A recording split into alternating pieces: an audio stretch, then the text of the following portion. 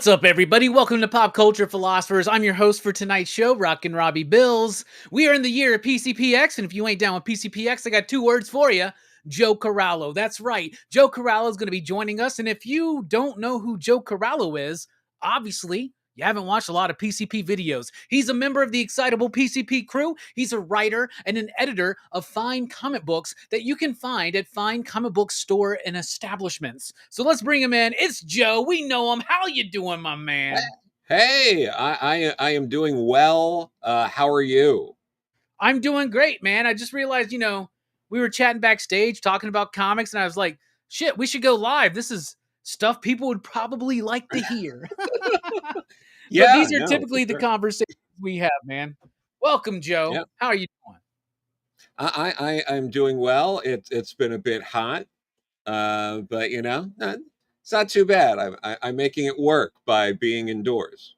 Yes, that's I thank the gods every day during the summer in Alabama, especially where I'm like, I work at a comic shop indoors. I come home, I stay indoors, I do PCP, that's indoors. And when I have to be outside, like I had to wait outside the DMV for like an hour on Monday, and I was just like, this sucks. I just want to give up on everything right now, man. How hot is it up there in New York right now, man? Right now it's like 90-ish, so it's not too bad. Oh, but Like it, we that's rough for up there, right? it's a bit rough for up here. Yeah, I mean we were breaking 100 like the other week, which wasn't great. Yeah, I was You on a know. Dynamite show, and Rex asked me how hot it was because I was like, it's so hot. And I told him, and then he was like, he told me the temperature in Jersey, and it was hotter over there. And I was like, man, Oh that's my gotta god. suck for you guys, man. Holy cow. But anyway, Joe, welcome in. We brought you in because I just love chatting with you. We're homies, we're friends, and you got a new project coming up. So I figured we I should just kind of do. talk about that here at the top of the show. And then Yeah. who knows what's going to happen, right? We never Who know. knows indeed. Who knows? Absolutely. Yeah, Brian wanted to be here, by the way. He hadn't seen you in a while. He wants to say hi, but All unfortunately, he right. had a scheduling conflict. He couldn't make it. Um, No, I but understand. he's going to do whatever he can to be on the show when Sue Lee is here in a couple of weeks. So I just want you to know where you place for No, that's Brian. okay. I mean, I know Sully. I've known Sully for years, but that's all right. But no, Sue's great. She did the cover for the Mine anthology I did with my friend Molly Jackson to benefit Planned Parenthood like 8 years ago. So like Yeah. I was on the Sue Lee train before it was cool. So Yeah. Yeah. No yeah, kidding, man. I had to bring Brian on because I know he's such a fan of her. So I was like, hey, we got Sue Lee coming up soon. I know you're a big fan. We gotta bring you in. But let's talk about it. Sink yes, to the Top, which is a yes, comic book that you are writing that it's true. is going to be on Kickstarter. I'll go ahead. There's a link in the It description, is. and there's a Thank you. link now in the chat.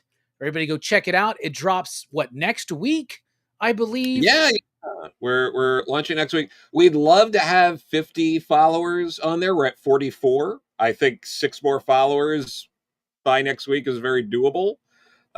So yeah, if you're interested, give it a follow so you'll know as soon as it launches.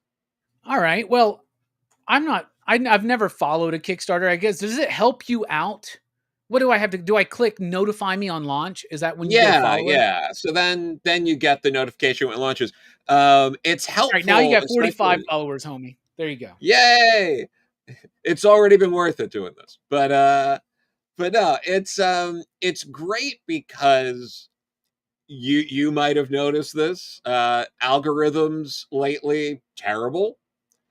And I have personally had the experience of seeing friends of mine that have Kickstarter. It's like friends I talk to, I am completely unaware that they even have a campaign going in for weeks, sometimes after the campaign's over, because for whatever reason, I'm not getting those sort of notifications on social media. So notifying it kind of then like you don't have to worry about it. You just know when it goes live. So it ends up helping everyone that way. And we basically have sort of in mind more or less about the number of people you really want to back something like this, because we're going to be looking to raise like $3,500.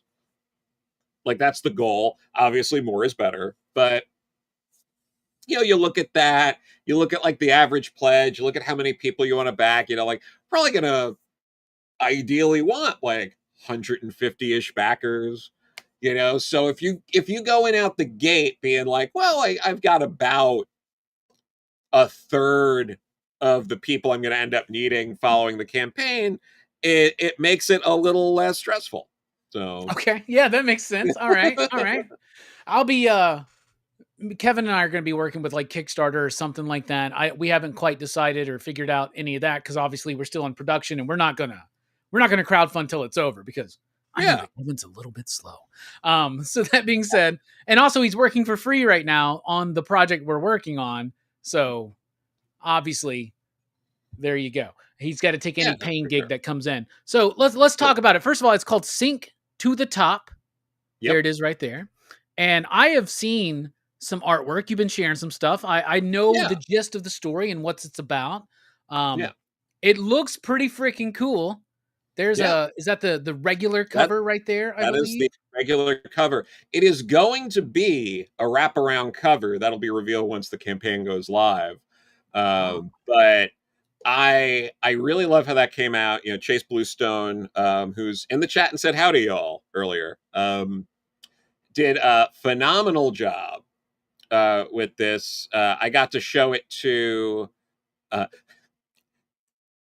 I'm going to sound like a douchebag for a second. I got to show the cover to Klaus Janson over dinner a few months ago, and he genuinely really loved it. He gave a like the kind of the best compliment you can give, where he was really looking at the perspective and coming from under the floor, and was yeah, that's saying dope. how.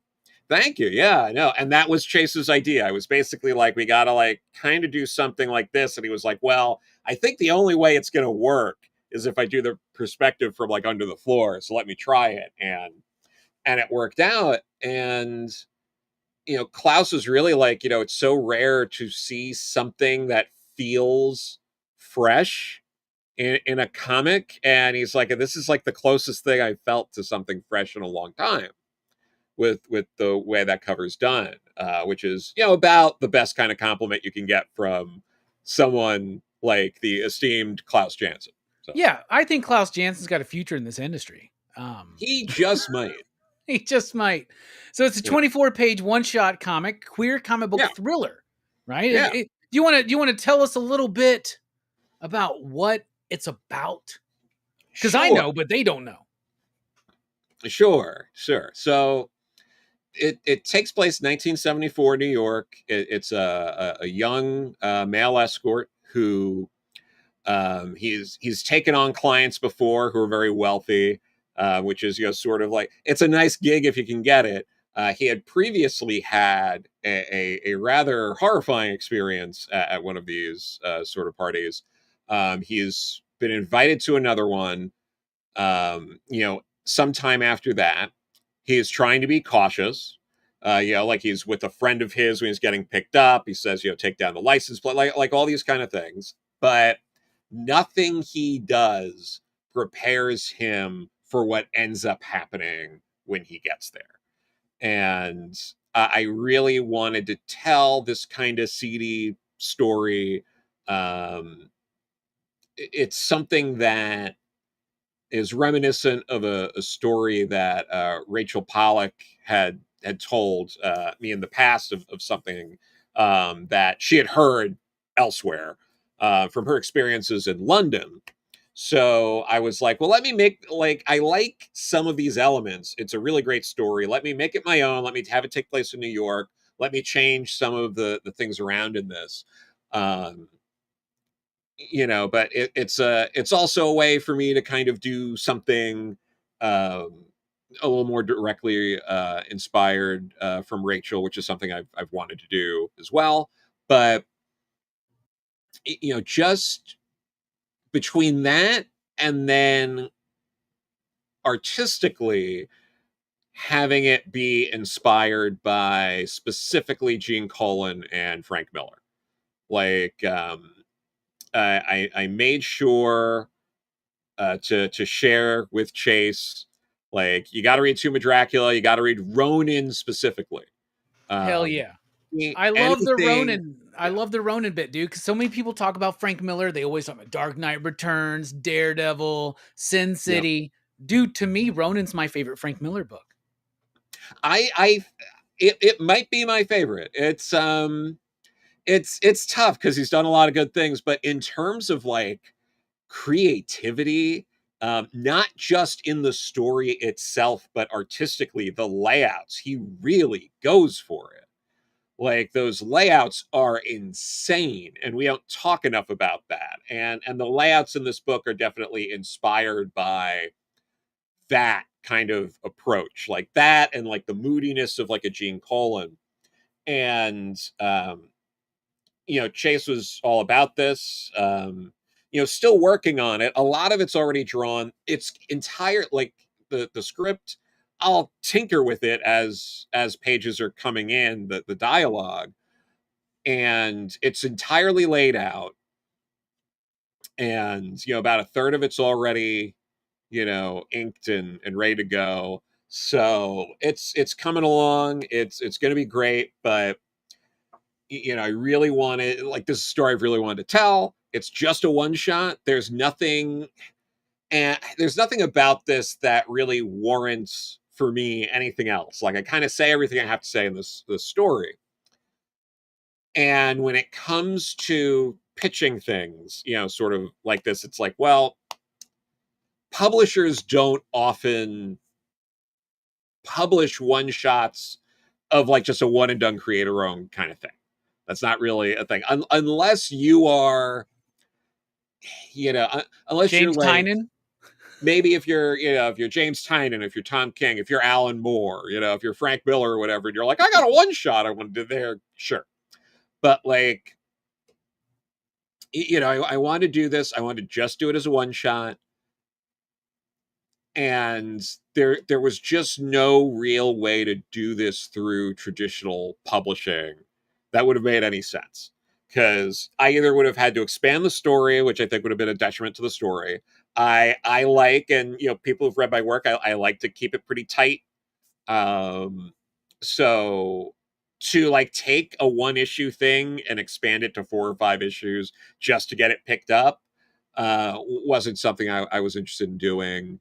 Did you try to pitch it first to other places, or was this like intentional from the beginning? I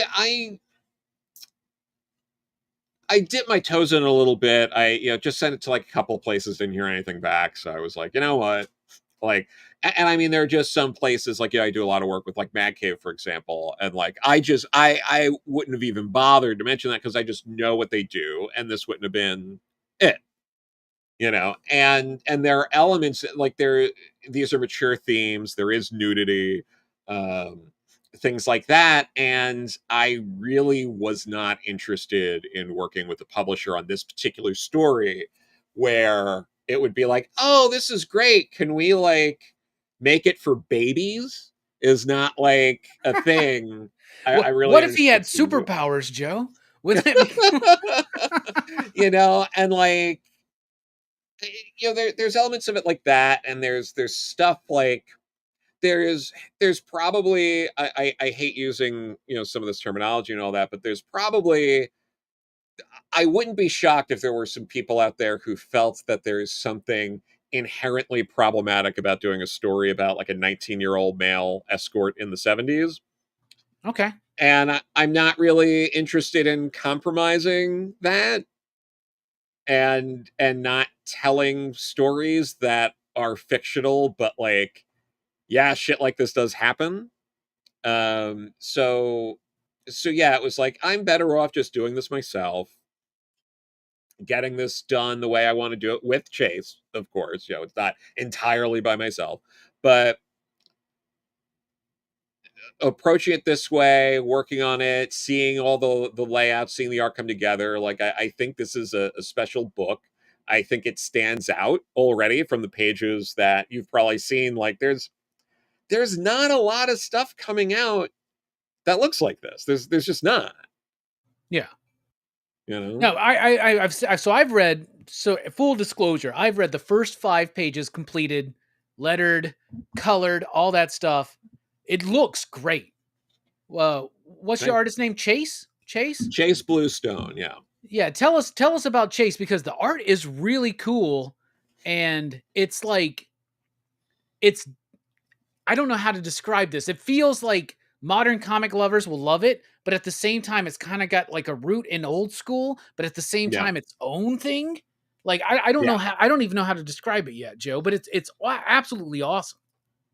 Well, thank you. Yeah, no, Chase has been doing comics like I've been aware of Chase doing comics since around 2019 when I had him do the pinup at the back of the first Deadbeats, a musical horror anthology. Oh, okay, word. You know, so did that. We did some signings together and all that, and we keep in touch. He did a kids book, not not too long after that.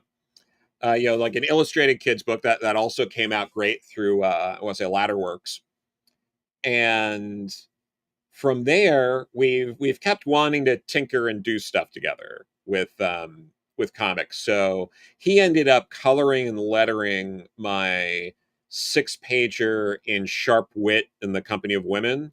So that anthology, I did like an old timey kind of like golden age comic with all girls. So it was like Gal Gallant and the League of Lady Looters, and it was a lot of fun. He did a great job, not just lettering it and coloring it, but like putting on like filters and things to give it that kind of golden agey look. And Eva Cabrera, who I've worked with before, she illustrated the Neverending Party. Did the line art for that story. Which is a great book. So If anybody's never read yeah, The Never Ending Party, you definitely need to. Really, really great stuff. thank you. No, I really appreciate that. So we did that, and then we ended like I was asked to be a part of Young Men in Love New Romance, so I used that as an opportunity to work on a story like fully with Chase. So that was an 8-pager that if you look at that story is wildly different. It's much more cartoony than this story. Like he has such range. You know what, I'll actually just grab my copy of Young Men in Love and show you the art real quick. Just hold your horses, everybody. It's right on the other side of the room. And there's a page from the book right there, y'all. Just so you know. Look at that really cool, intense layout, very cool composition.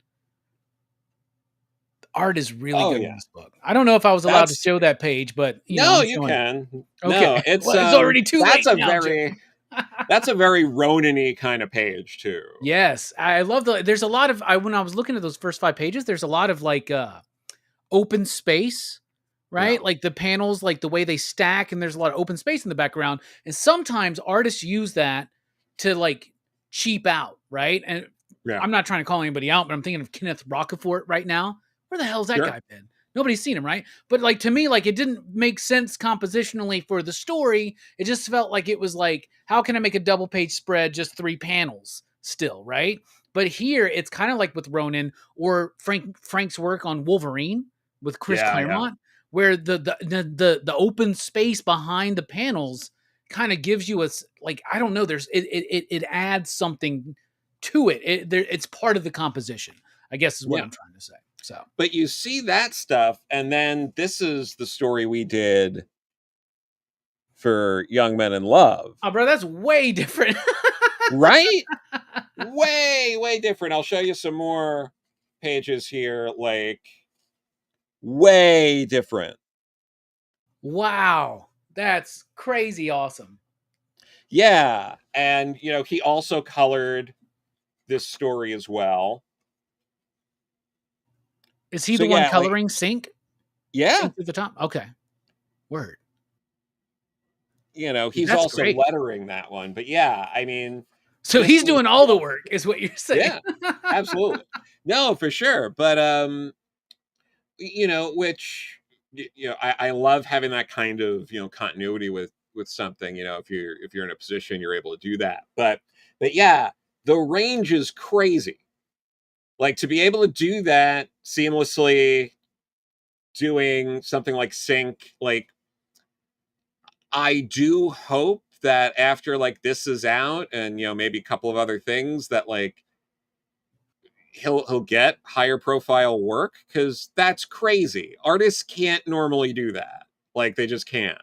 Yeah. Like, he's kind of exceptional in that way, and it's kind of crazy that like it's crazy sometimes the stuff some of the art you do see that's often used over and over. Just saying. It's making me think of have you been reading Tony and Dave's book Uncanny Valley? No, I don't know if I know that one. So Dave's work, so Dave Wachter, right? Yeah, oh So yeah, Dave, yeah. Tony Fleeks and Dave Wachter, but Right. so it's about a kid who finds out he's like half cartoon. Like, Yeah. his mother is kind of like, so his grandfather is a cartoon character, basically Yosemite Sam in a Mhm. way, and his, I guess, grandmother was a real person, and then his mother, and then no, well, it doesn't matter. It doesn't matter. Sure. He's half cartoon and he's Mhm. half human, right? So the Right. book Uncanny Valley, it's amazing. It just wrapped up 10 issues over at Boom, and Nice. it's about this kid. He's the chosen one, and he's half cartoon and half human, and he's just now discovering this. And so the book has to be realistic and at the same Mhm. time cartoony, right? And so you have realism in the midst of animation, basically, and it Nice. works so well. And Dave's the one doing both of them, and it Yeah. looks amazing. I think you would like the book a lot, Nice. because No, it I should says a check it lot about like animation and the legacy of it, and some of the characters. All the characters are referencing something, right? Like, slight spoilers, but the big villain is a Maleficent type villain, but it's out. Nice. Mickey Mouse. It's a rat. It's a rat that's like Okay. Maleficent, right? So it's Mickey, and that makes a lot of sense that the big villain of the cartoon world would be the icon of the Disney Corporation, right? Can we talk about how that's hilarious when we all know Boom is trying to get those Disney properties back too?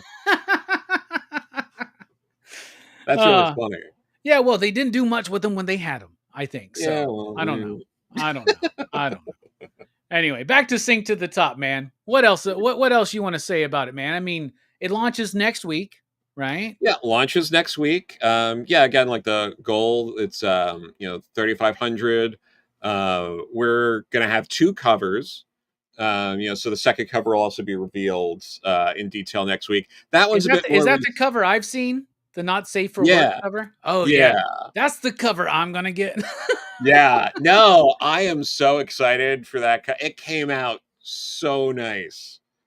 It's crazy. I remember one day getting a text message from you, and it was an image, and it was that, and I was like, "What the fuck is just sending me?"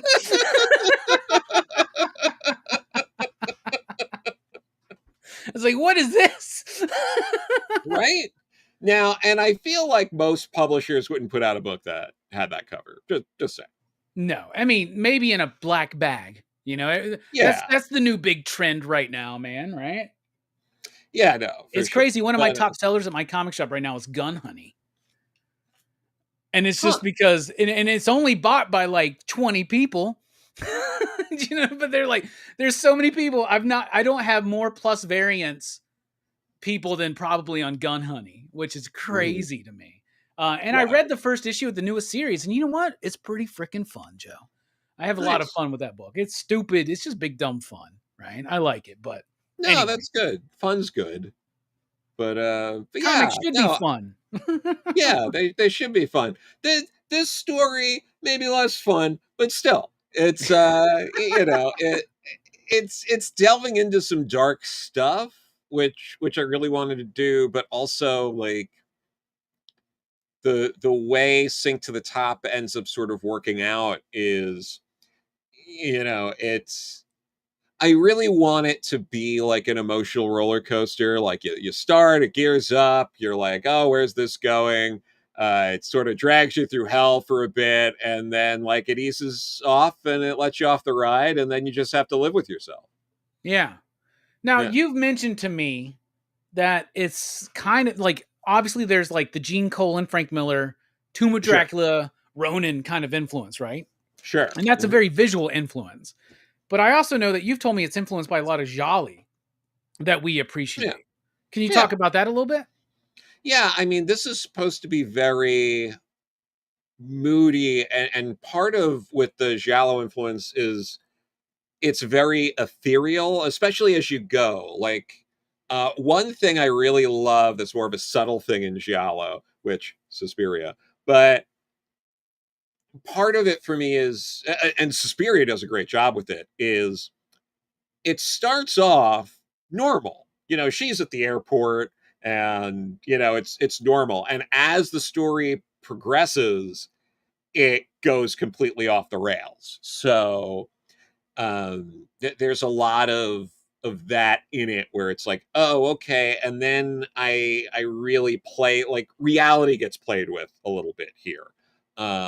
When he arrives where he's supposed to, which is also a little like Suspiria in like, once she's at the ballet school, things kind of go off the rails and reality is kind of warped, and so there's that element there, Yeah. and there's a little bit of, you know, and there's certain motifs, like there's a lot of reds and things like that that you know, come up.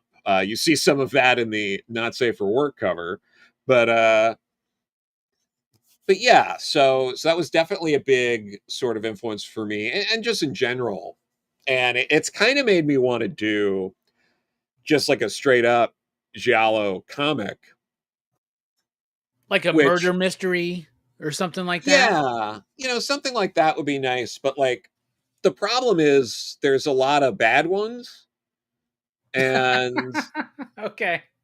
you know, so there's a lot of bad comics. I don't know if you people read comics in the chat, but a lot of them are bad.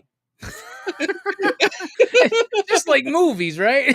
Yeah, no, exactly. But, like, the reality is, like, if you're in a golden age of anything, that means only 90% of it's trash. I Like, like that's that. just how it works. I thought it was the 80-20 rule, Joe. I didn't realize it was the 90-10 rule. The 80-20 rule is very generous, I think. But, you know, but yeah, so I'd like to play with some of that stuff some more. But yeah, very moody, very, you know, we're going to be playing a lot with, you know, shadows and colors throughout, as it goes into sort of like a descent as he gets there. And there's a bit of David Lynch there too, because why not? Of course. You see a little bit of that because one of my favorite Lynchian sort of things is the, someone's on the phone and it's like from the nose down. So like Yeah. that was a very specific. So that panel in the page you did show like was very specifically like, I need this Lynchian panel of like, you know, just the mouth talking on the phone, because I've always loved that imagery in like a David Lynch movie. Uh, so I had to make sure that was in there as well. But yeah, I wanted something, I you know, similar to sort of a lot of giallos as well. Like, I don't want people like feeling good after they watch it or, you know, read this particular thing. Like, you should feel like, oh God, I don't know how I feel about this. Like, that's what I want people to feel, not quality of the story, but like, oh, I just experienced this story. I don't know, like, was that good? Was that bad? Did whoever get what they deserve? Did they not? Is that sort of, it just ends like that? You know, I want, you know, I want it to linger.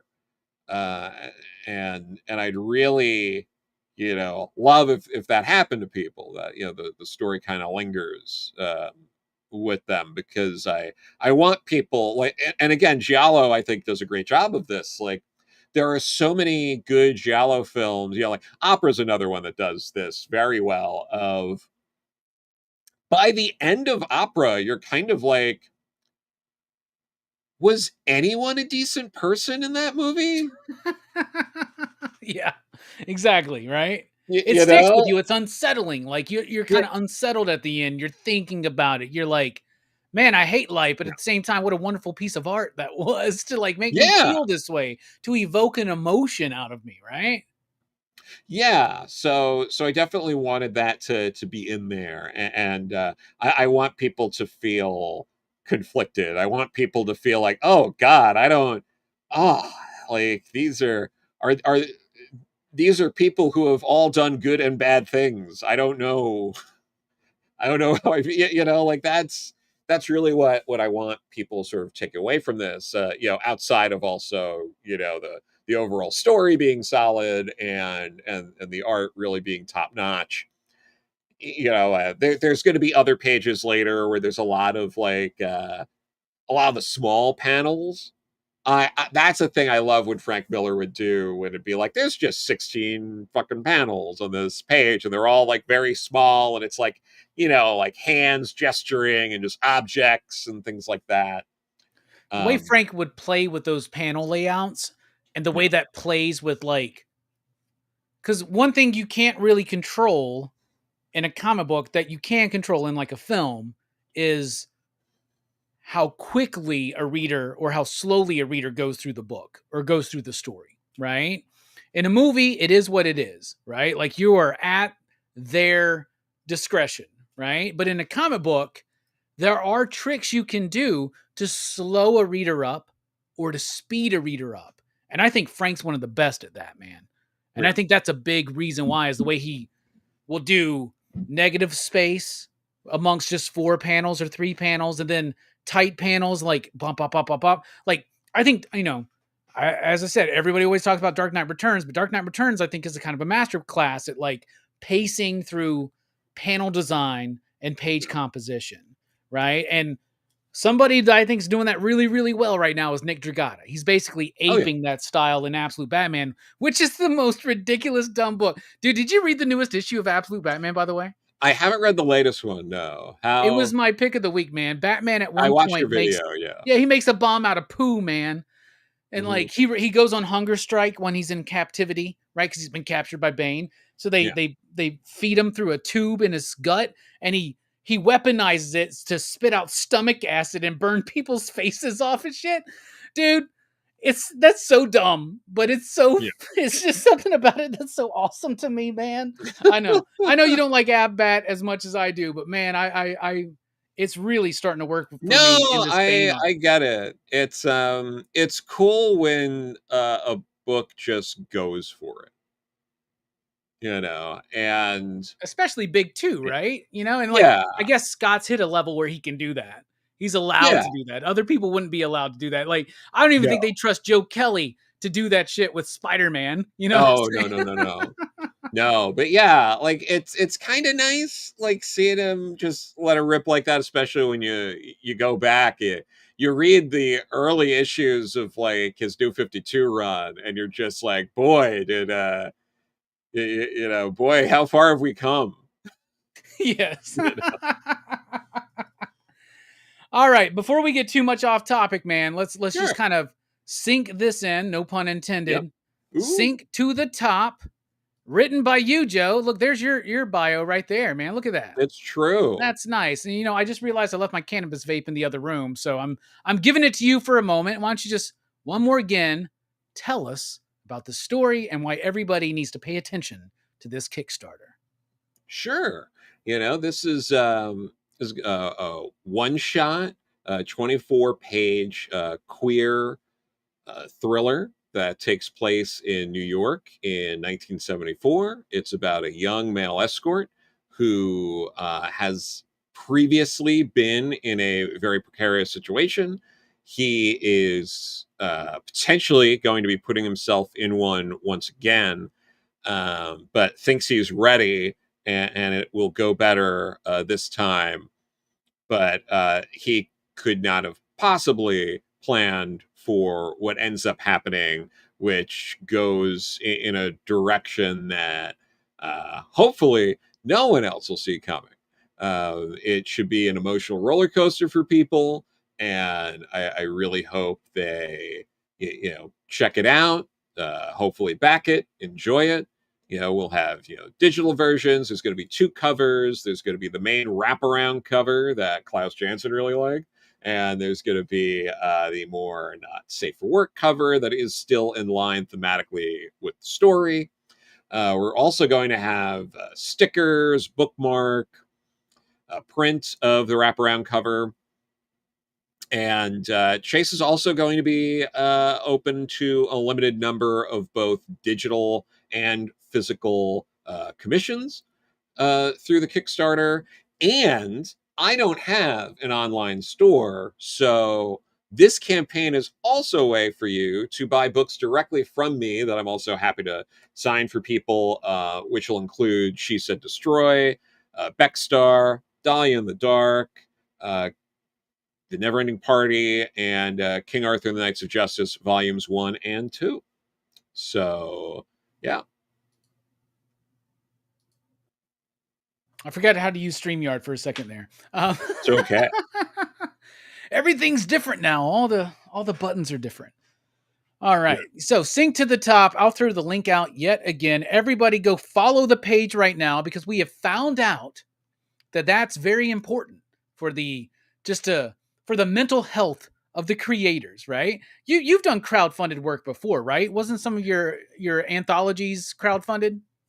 Yeah, this is my first time that I am crowdfunding something I wrote strictly, like just me. Like I have been involved in multiple Kickstarter campaigns for editing anthologies, which have been great. But this would be going solo more or less, with Chase. That's why this is under the Blue Coral comics banner.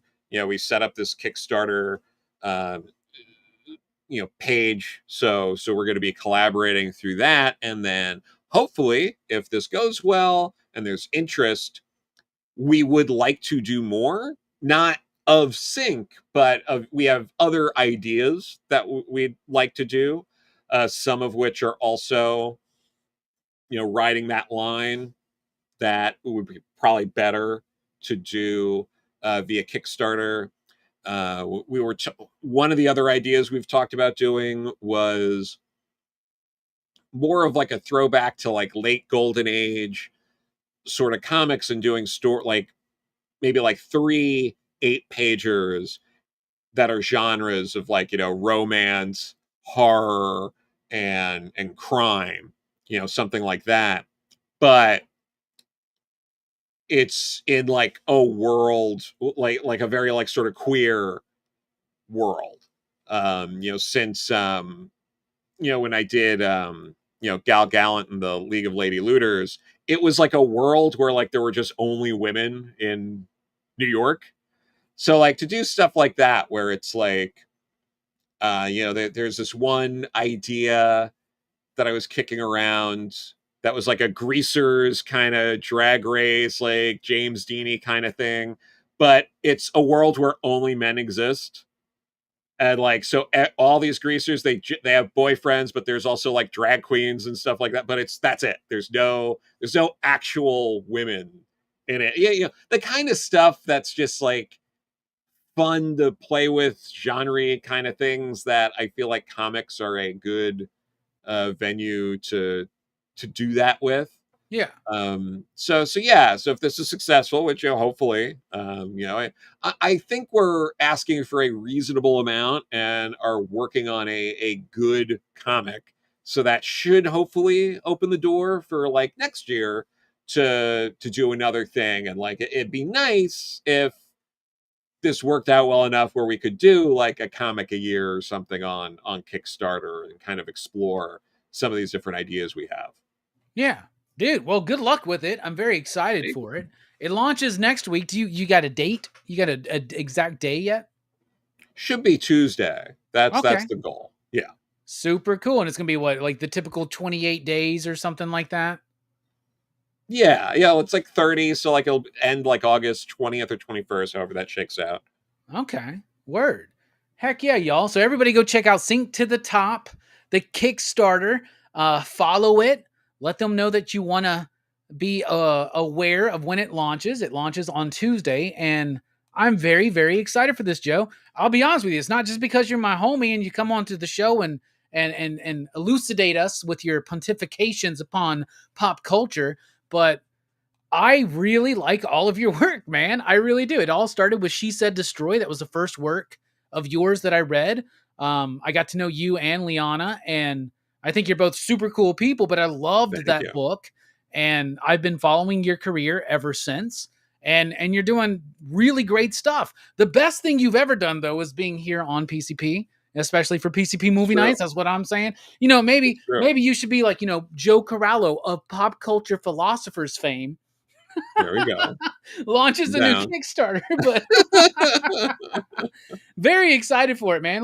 Let's here's a question I want to ask. Well, first of all, I got one more question about Sync to the Top. Why did you decide to set it in the 70s and not modernize it? Was it because of the Giallo influence, or was it there's something else there?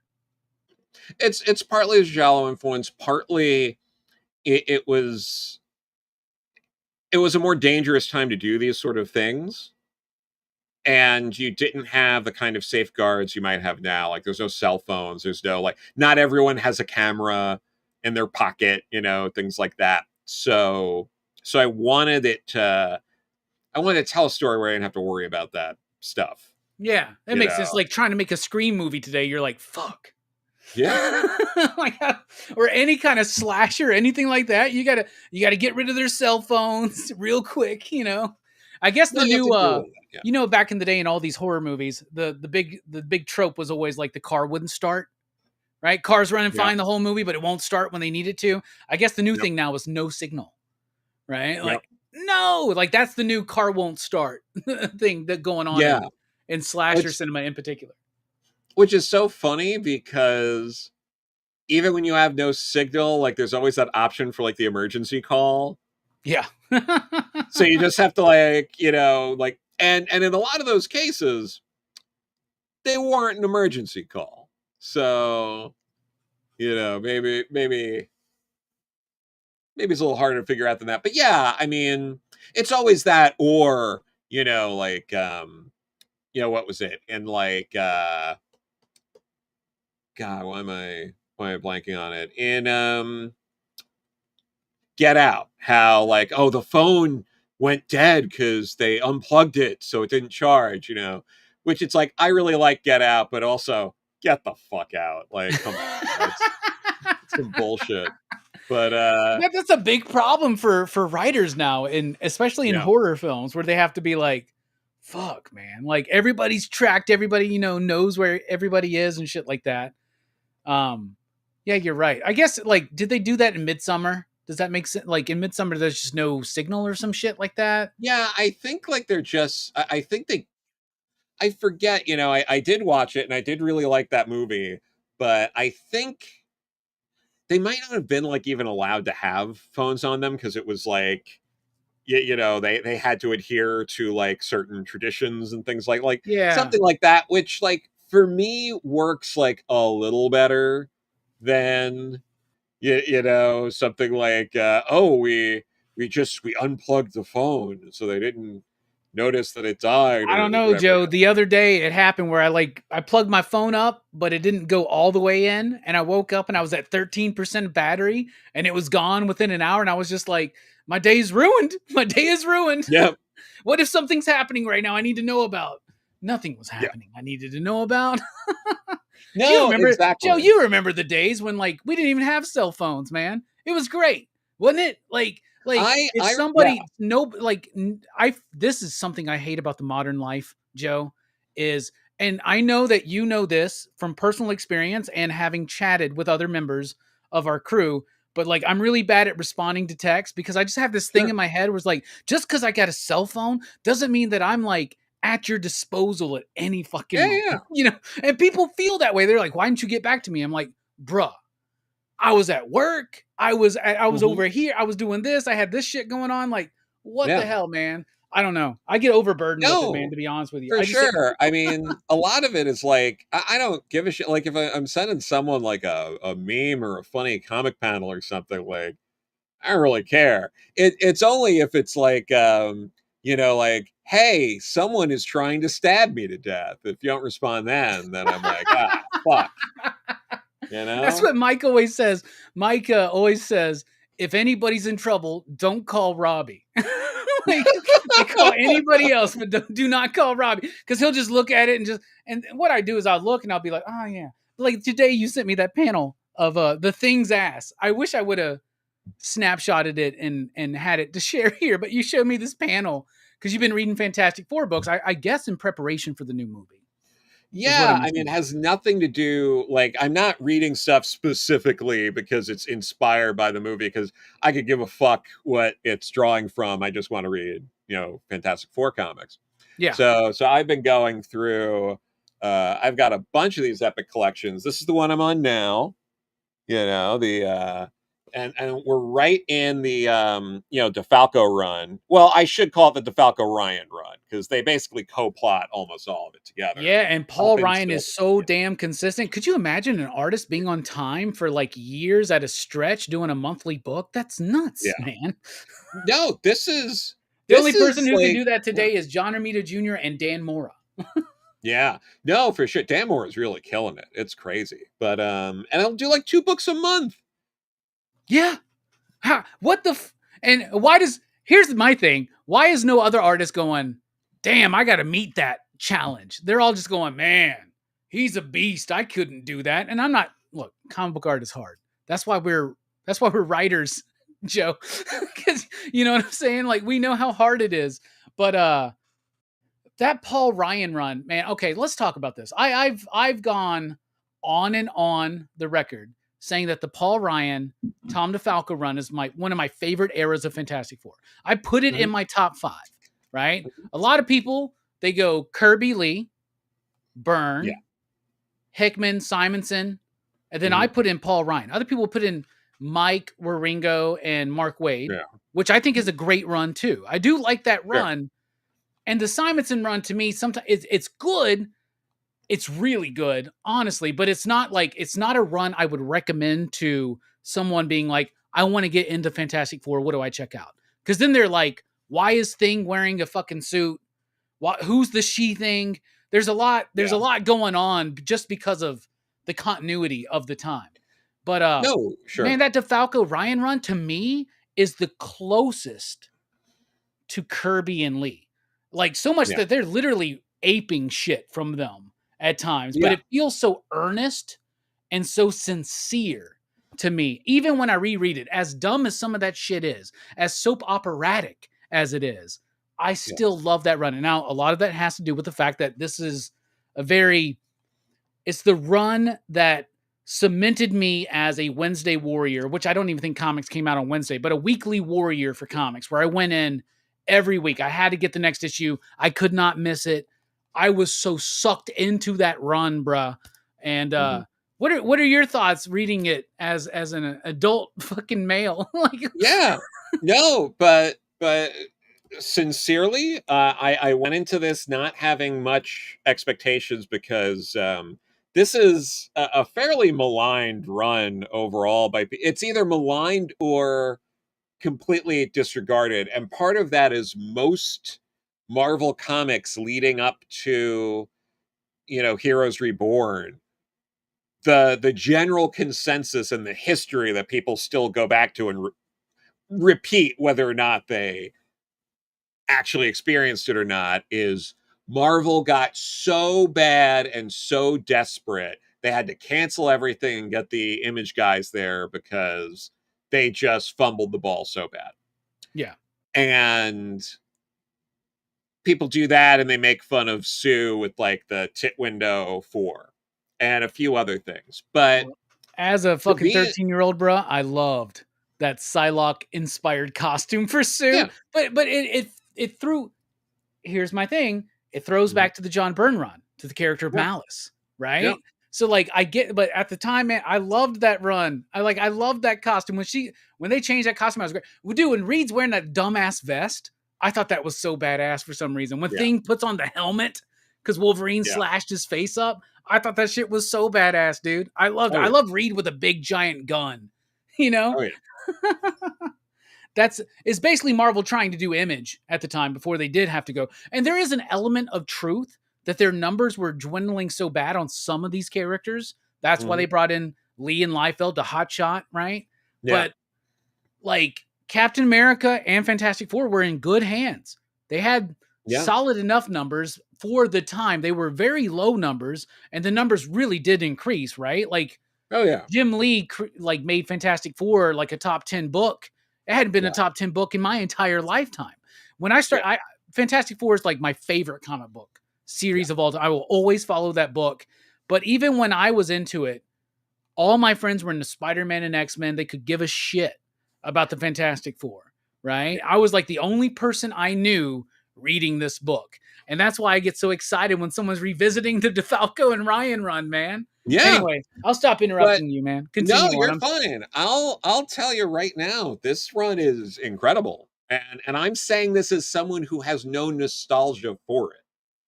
I am coming at this fresh. Like, I do like the Fantastic Four. I've read the Lee Kirby stuff. I read some of the stuff before Byrne, in particular, leading up to Byrne, like the lead up to issue 200. Was that like I've Wolfman? read all of, was that Wolfman era? Yeah. Okay. That was Wolfman era. Then, the Byrne stuff. And then, from there, mostly just stuff here and there, stuff that was coming out as I was reading, comics like, if people want to talk shit about the DeFalco run, try to read through the Steve Englehart run. And I like Steve Englehart, but man, his Fantastic Four run was rough. It's one of my roughest points for me in Fantastic Four history. That and maybe some of the Claremont run. I think the Claremont run's pretty bad. So yeah, but like, I mean, I was reading the James Robinson run when that was coming out, and that was also not the best. But James Robinson wrote Starman, so he could write garbage for the rest of his life, and I don't care. He wrote one of the best superhero comics ever. I feel like he's had a little bit of a resurgence over at Dark Horse right now. I think Patchwork is really good, and I'm liking Los Monstros so much. I'm liking it so far, I should say. But you're right. Starman is one of the greatest superhero comics of all time. We should do a whole. We should bring back Comics Revisited just to talk about Starman. I would love that. But yeah, no, the Falco run, honestly, really good. It's crazy. Like you were saying, there's a lot of Jack and Stan influence while still feeling fresh, like the Inniverse stuff, which is very like, this is a Stan and Jack kind of thing, but it's new. It's a new twist on that. Tom and Paul were introducing new characters and having them, introducing them, seeding them, and then having them come back later in a more powerful sort of way. Like, Devos the Devastator, right? Yeah, who's great. You had also, I'd love to hear sort of your take and your thoughts on it, because for me, I never, I was aware this had happened, but no one ever really talks about Alicia being revealed to have been a Skrull for like 6 fucking years. Yeah, and marrying Johnny. Yeah. So another reason why this run had such an impact on me is because when I first started reading Fantastic Four, it was the lead up to issue 300. Yeah. And in issue 300, Alicia, Ben's longtime girlfriend, after a long absence post Secret Wars, winds up falling in love and marrying Johnny, right? And that happens in issue 300. And I had that issue as a kid, like 6, 7, 8 years old. I had that book and I read it over and over. So when I read that issue that she was a Skrull the entire time, that literally blew my fucking mind, dude. It blew my mind. And Elijah is still one of my favorite characters, auxiliary characters from the FF that nobody uses anymore, man. I don't think we've seen her since Hickman did Secret Invasion, right? Yeah. Like, I think that was his first, was that Hickman that did Secret Invasion or was that Dark Reign? I don't know. Somebody did a Secret Invasion Fantastic Four series that utilized Elijah. And I think it was because they were like, well, obviously this is. But then you got the idea. This is scroll related. But then you got the idea that like Elijah has a past with Pybok, right? The Power Yeah. Scroll, and I love that character, dude. There's some really good shit in this book. I'm really happy that you're enjoying it right now, man. I really am. Thank you. Yeah. No, it's honestly been really great. That whole bit was crazy to me, and Tom and Paul do that like almost out the gate. They immediately start to do that. They set it up because like the first issue they did together, I think was the issue where things upset that the statue with his head, the head was caved in, Yeah. which foreshadows him being in the helmet later. Yep. I Like never there's even thought about that, Joe. That's fucking brilliant, actually. there is like a lot of setup and payoff like in this book, and also again like the tit window thing with Sue. I think a lot of people malign the run and they point to that, but none of the people that do read it because she's really not in that costume for very long, Not at all. but people And act it's like that was because the 90s cartoon. Yeah. she's being influenced by Malice again, right? Yeah. This like dark personality within her already established, and the Everybody Loves It John Byrne run, which is great. I love that run. I think it's my second favorite Fantastic Four run outside of Kirby and Lee. Yeah. But like it references that she's not in there for very long, and then like she's still in a sexy costume. She's got her shoulders bared or whatever, but like who gives a shit, man? And then, oh my God, Reed dies. So you've gone from like the beginning to you're in it now, man. Yeah, no, I'm in it. Hell yeah. So Gamma Head wants to know, where was Franklin Richards introduced? That's Lee and Kirby, right? Because Yeah. that's like King Size or Annual number 6 or something like that. The Annihilus story. Yeah, no, it's early on. But It's yeah, very early, yeah. and Fantastic Four also like one of my favorite bits was Annual 3 with the wedding, which is technically the first major Marvel crossover is FF number 3, because that's the Yeah. first time most of those characters interacted in the same book. There were always like little interactions of like this character's crossing over in this one, but like that was the first time where they were all just like crammed together. Yeah. And it's a miracle because Professor X stands up for the wedding. Yes, he does. Yes, you're right. Didn't he say something about his limited TK ability or something like that? Something like Yeah, it's something stupid, right? Yeah, you're right, because like so there's like a round of like FF 24, 23, 24. There's like an Avengers crossover, and they're basically using Fantastic Four to hotshot some of their other characters that are not yeah. doing so well. Because this is the thing, and I used to be such a snobby little fucking kid, dude. When I was like 10 years old, I'd be like, yeah, you may like the X-Men. The X-Men may be the shit right now because of Jim Lee. But did you know that Fantastic Four was the biggest Marvel comic of the 60s? Everybody read Fantastic Four back then. And so they did that. And later on, they did the Daredevil thing. Spider-Man's been in there. But was the first time a Marvel character outside of their own book was introduced into another title, I guess number 12, with Hulk showing up in Fantastic Four, right? Fantastic Four is a big deal. A lot of milestones in that run. And I think that, so have you gotten to like the Nobody Gets Out Alive story arc? Oh, I'm almost there. I'll be there in the next day or two. I fucking love that shit, dude. Because I that's was reading in that and Grant Morrison's JLA Rock of Ages at the same time, and I was like, this is peak yeah. comics. Dude, I can't believe that they've done epic collections of all the. You said all of it's represented in epic All of collections. it. Yeah. I've got all of it because it's that. The next one is Atlantis Rising. Kristoff becomes a member of the Fantastic Four. That's the cover of issue 400. Oh my God. And then it ends on this one. Carlos Pacheco coming on for the last 2 issues, leading up into the Onslaught thing. I really like the redesign of the Fantastic Four costumes, and it only lasted for 2 issues, and they killed them, and then Jim Lee rebooted them. Yeah, no. Have you ever read it in this format, the panel by panel? Oh yeah, I have that. issue 1. Yeah. Yeah, Chip I Kidd, right?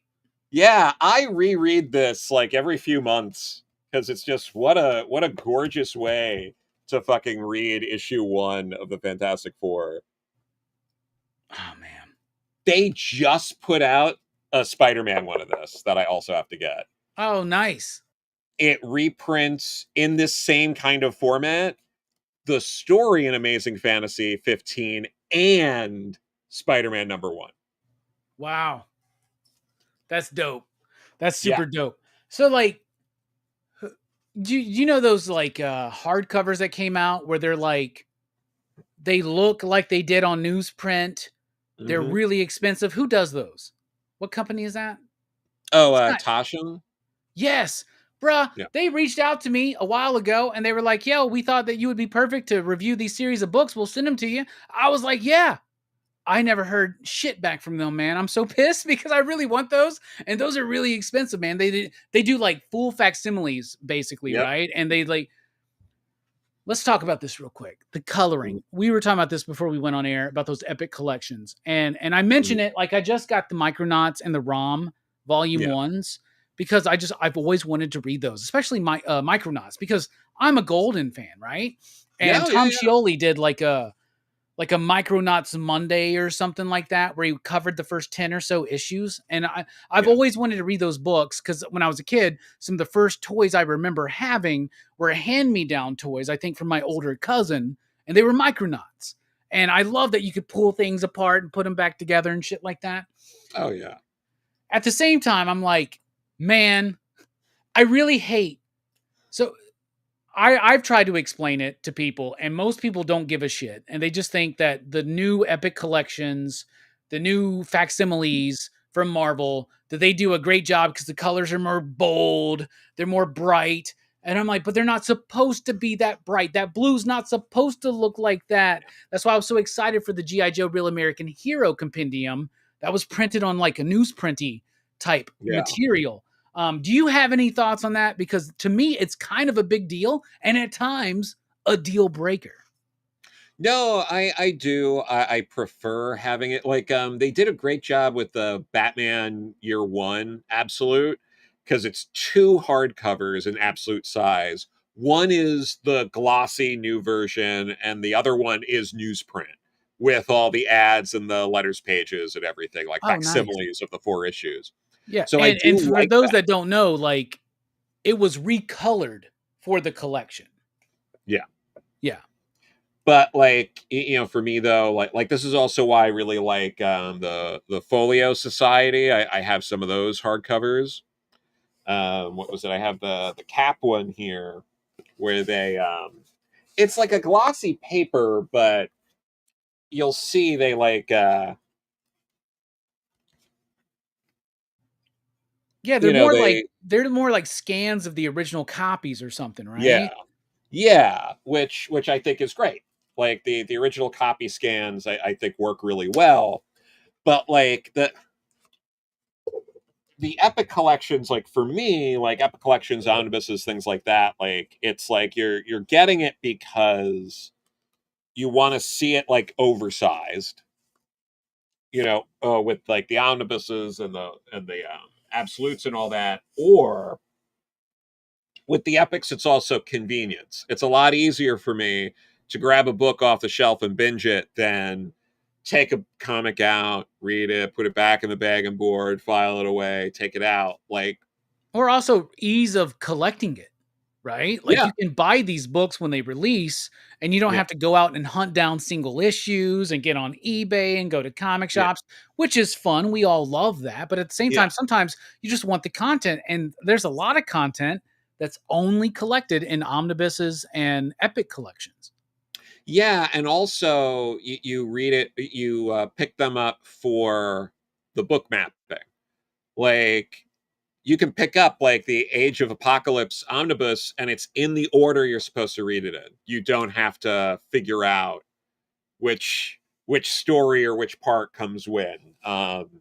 It puts everything in an order where it's like, oh, when should I read the annual after this, or like or oh, there's like a crossover with something. Like the Epic collections and the omnibuses tend to be very good with, oh, there's a crossover, like we'll throw those 2 issues or whatever of Ghost Rider in there, so you get like the full story or something like that. Yeah, So I that love to really, hear that the DeFalco Epic collections, which by the way, that may be some of the first time the DeFalco stuff's ever been collected. I think yeah, they did a trade of Nobody Gets Out Alive at one point, but I think that might be the only thing that's ever been collected up until the Epic collections. But you also get like, I love the idea that Fantastic Four is Unlimited is in there. So I guess they place them because they are placed. Like there are issues of Fantastic Four Unlimited that reflect what's going on in the story, or that even kind of in a way cross over. Do they have Unplugged in those?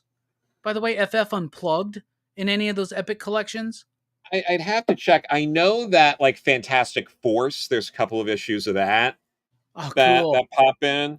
But yeah, I'm trying to think what else. That yeah, so there's like a few issues of Fantastic Force. There's the Fantastic Four Ash Can edition in one of them. Nobody gets out alive. You get that. You get a couple issues of Submariner that crossover with some of that. You get like what was it with but yeah, with like Strange Days, you get Fantastic Four the Legend, you get Onslaught, Marvel Universe, and Tales of the Marvel Universe, and things like that all in it. Nice. Which helps make it make sense. And they also are very good with like putting in random pinups or ads or like different things that reflect that, So you there's know. like that's super cool. I think that's really really cool. And because there's nothing worse than when like you think, oh my goodness, I finally completed this run, and you're reading through it, and then it's like to be continued in annual number whatever, or to be continued in Dark Hawk number 23, or some shit like that. You're like, what? Yeah. Yeah, I remember in particular that Atlantis Rising story being a real big pain in the ass to try to collect when I was a kid. Like all of that shit and all the God, there's another one. I don't know. Like for a long time, I didn't even know what happened in the other chapters, right? But Yeah. comics were done in such a way back in the day where they would catch you up through repeated exposition, right? Which Oh yeah. I think that's one of the things we were talking about before we went live was how comics changed in the 2000s, right? Hmm. Post all of this stuff that we're talking about. And now they're more like, yeah, they're more easily accessible. Like you can read Warren Ellis and Adi Granoff Iron Man Extremis, right? Sure. But like there's not a run built around that. You know what I'm saying? It's Yeah. just a story, right? And it's Mhm. good to have those things, but sometimes you want to get lost in a long run of something. Yeah. Claremont's X-Men, DeFalco and Mhm. Ryan on Fantastic Four, Grunwald on Captain America, like we were talking Yep. about. Fuck, Hmm. DeFalco and Friends on Thor. You know what I'm saying? A Yeah. long extended run on Thor.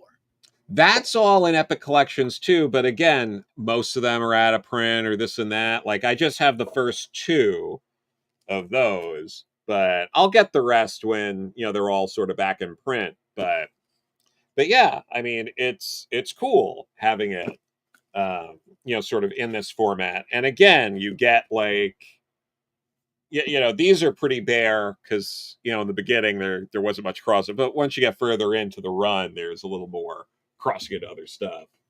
I really can't wait for them to do the epic collections of New Warriors because there's a couple issues I don't own yet because they're stupid priced for New Warriors just because it's the Yeah. first appearance of Spider Side or some shit like that. You know what I'm Oh saying? I'm yeah. like, get the fuck out of here, man.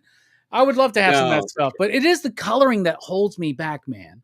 But at the same time, the convenience of it, having it available, that's why I really miss the essential line, man. yeah. I was telling you, like Fantastic Four Epics, I have like the first five just to kind of cover some stuff I don't have, but I have like the first. Oh, I have the first five as well of the Fantastic Four Essentials. Yeah. Those are amazing, right? So, like Tomb of Dracula, which is an influence on your new book, Sink to the Top. Yes. I Hmm. have the complete collections that they just recently did that are in color. They're, it's not a perfect representation of how the colors should appear, but I have those. I'm glad I have them in color, but I also have those essential versions. Yeah. And when I reread the book, that's usually what I go to. Seeing that black and white Gene Colan artwork, one Oh of yeah. my absolute, I mean, he's definitely in my top 10, if not my Mhm. top 5. I really have to think about it, right? Yeah. Like Kirby, Mignola, Colan might be up there. I mean, Buscema's up Oh yeah. there. Oh, there's Frank Miller, of course. Man, I have to Yeah. rethink my like top 5 artists. Who's your Mount Rushmore of comic book artists, Joe? I mean, Colin's up there. Gil Kane is one of my all-time favorites. Um, geez, it's tough. Walt Simonson's probably up there. Like it's interesting because it becomes one of those questions of like personal taste versus historical and stuff like that. Because like I think like from a historical standpoint, like Matt Baker is one of the best. Like the Golden Age worked because Matt Baker was there. He drew arguably the first graphic novel with It Rhymes with Lust, and I'm everyone not was familiar with gaping his Baker. What did he do back in the golden he age? he did a lot of like the sort of the sexy girl comics, but like he did Phantom Lady. He famously he did the cover where it's like Phantom Lady's like tied up with the rope that was used in like Seduction of the Innocent to talk Okay. about but like Sheena. Um he did a strip for a while called Flamingo. But yeah, I mean the Phantom Lady stuff, redesigning the costume where she's just kind of in like like a blue top and panties basically with like a red cape. um it's just it's really good stuff. He's definitely worth looking up, and when you look him up you'll be like, oh, so they all just based how women look in comics in like the 50s on Matt Baker, because that's just how they all look. uh, Okay. so Word. like he really had a big impact like that. I mean it's hard not to say Kirby. Like how do you not say Kirby? Uh Between like if he had just done Fantastic Four, if he had just done New Gods, you would be talking about Kirby. Um Yeah. so they're both up there for me. Um you know, Mike Grell's probably up there. Oh, very cool. He Like lives in my state, man. I've met him so many times. He's such a cool dude, man. I love that guy. Yeah, no, he's great. He's always got His that big Green hat. Arrow run is amazing. He's like he was always got that stupid hat on, man. Yeah. No, it's great. But I mean, between Green Arrow, John Sable Freelance is a favorite of mine. My buddy Kevin, who's doing the Immortex book, is a huge fan of his Warlord book in particular, man. Warlord's good. Well, that makes a lot of sense. I love his run on Legion of Superheroes. I think he did a great job with that. Y- you know, uh, I put Kurt Swan pretty high, Okay. because he defined Superman. Like when people think of Superman, like yeah, Joe Shuster like created him like artistically, but who fucking cares, right? Yeah. Like I mean, when you think of Superman, yeah, yeah, I'm being flippant, don't worry. When you think of Superman, you're thinking of classic Superman, you're almost always thinking of Kurt Swan. You're not really thinking of Schuster, you're not really thinking of Wayne Boring, you're not thinking often of like Al Plastino. What you're thinking of is Kurt Swan, because Yeah. he really made his mark on that book. He was doing covers before he was taking over the books, and he basically drew Superman continuously It's like 30 years or for something, right? close to 40. I mean, he really started around like the Silver Age, like the mid late 50s on Superman, and then was drawing Superman in some form or another into like the early 90s. Yeah. Wow. Like, I you think know, the first Kurt Swan book I remember reading. Now I could be wrong on this. I don't think he did. Did he ever do any DC Comics Presents, or was that mostly Garcia Lopez? he did some because everyone did some. Like Okay, Jose did I a may lot. have seen some of his work there, but like Yeah, whatever happened to the Man of Tomorrow, right? yeah, Which was kind of like his last hurrah for a moment there. yeah. So I've never read many Silver Age Superman comics, right? Or Yeah. even Bronze Age, right? Like I've Yeah. never even read the famous like Neil Adams covers that I think Kurt Swan did a lot of the interiors on, Oh right? yeah. Mhm. So I've never even read some of that stuff. So I'm glad that DC's doing their own version of the Ultimate or the Epic collections right now with their Yeah. what do they call them? DC Finest, right? Yeah, it's Those are DC pretty Finest. cool. Yeah. You should pick up Kryptonite Nevermore because that's a lot of Swan. Yeah, that one sells weekly at my shop. So I'm like, there must be You something to this run aside from just Superman breaking out of kryptonite chains by Neil Adams, right? Yeah, but like Denny writes a lot of it too. What'd you say? Like Denny writes a lot of it. So Okay, word. Super it's cool. it's, Okay. it's cool stuff. I've read not everything that's in there because I don't have that collection, but I read the main storyline of the Kryptonite Nevermore, and it's interesting stuff. Like what Denny was trying to do. I think I think it's Action Comics 471 to 473 is a great like Phantom Zone story. Like that's when Feora breaks out of the Phantom Zone and gets Zod and a few others out, and at least like go down. Like I'm pretty sure Swan does at least some of that. I want to say Carrie Bates wrote it. What's the first time Zod comes back? Like how early back is that? Is that the first like story where Zod gets released from the Phantom Zone, or was there something before that? I think there was something before. I want to say there was something before that. It's the first appearance of Feora. That's the thing I really know it for. Okay. But What is the first um, appearance of Zod? I don't even know what that is, man. it's You early, I think it's in the 60s. you think I should know that being a comic book retailer, but 283 Adventure Comics. Yeah. Robert Bernstein and George Papp. Huh. Makes sense. Interesting. Okay. But yeah, I've never no, read any copies of Adventure Comics like from that initial run. Never. Adventure Comics is where Legion was for a long time. Aquaman was there for a while actually too, right? So I have read Yeah, some, I think I've read some, but just the Aquaman bits, I would yeah. guess.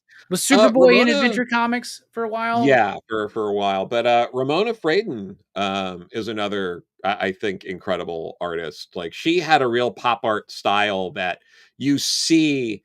Like you see Mike Allred, you see Paul Pope, you see some of that, Darwin Cook in her work. Like she Yeah. clearly influenced people. But It's hard I to feel like distill it. It's hard to distill it to four, bro. Because to me, it's like Kirby, Mignola, Allred. Now that you mentioned Allred, Allred's one of my favorite I'm artists ever. oh Like yeah, I no. love him so much, man. So like Madman and Hellboy are so important to me, man.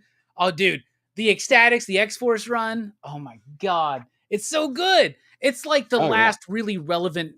I'm not digging, but I think that like it's the last relevant Milligan work, right? Yeah, no, I Like got it. I don't know, but that oh my god, what omnibus just came out? It made me think of because I mentioned Milligan. Shade, the Ditko Shade omnibus just came out, Yeah. right? No, Mhm. Ditko DC just came out that has a Yeah, Shade Ditko run, DC. but they Yeah. just came out with I think a Milligan Bachalo uh, run, an omnibus for that and Oh, for nice. Shade. Yeah, that's really really cool.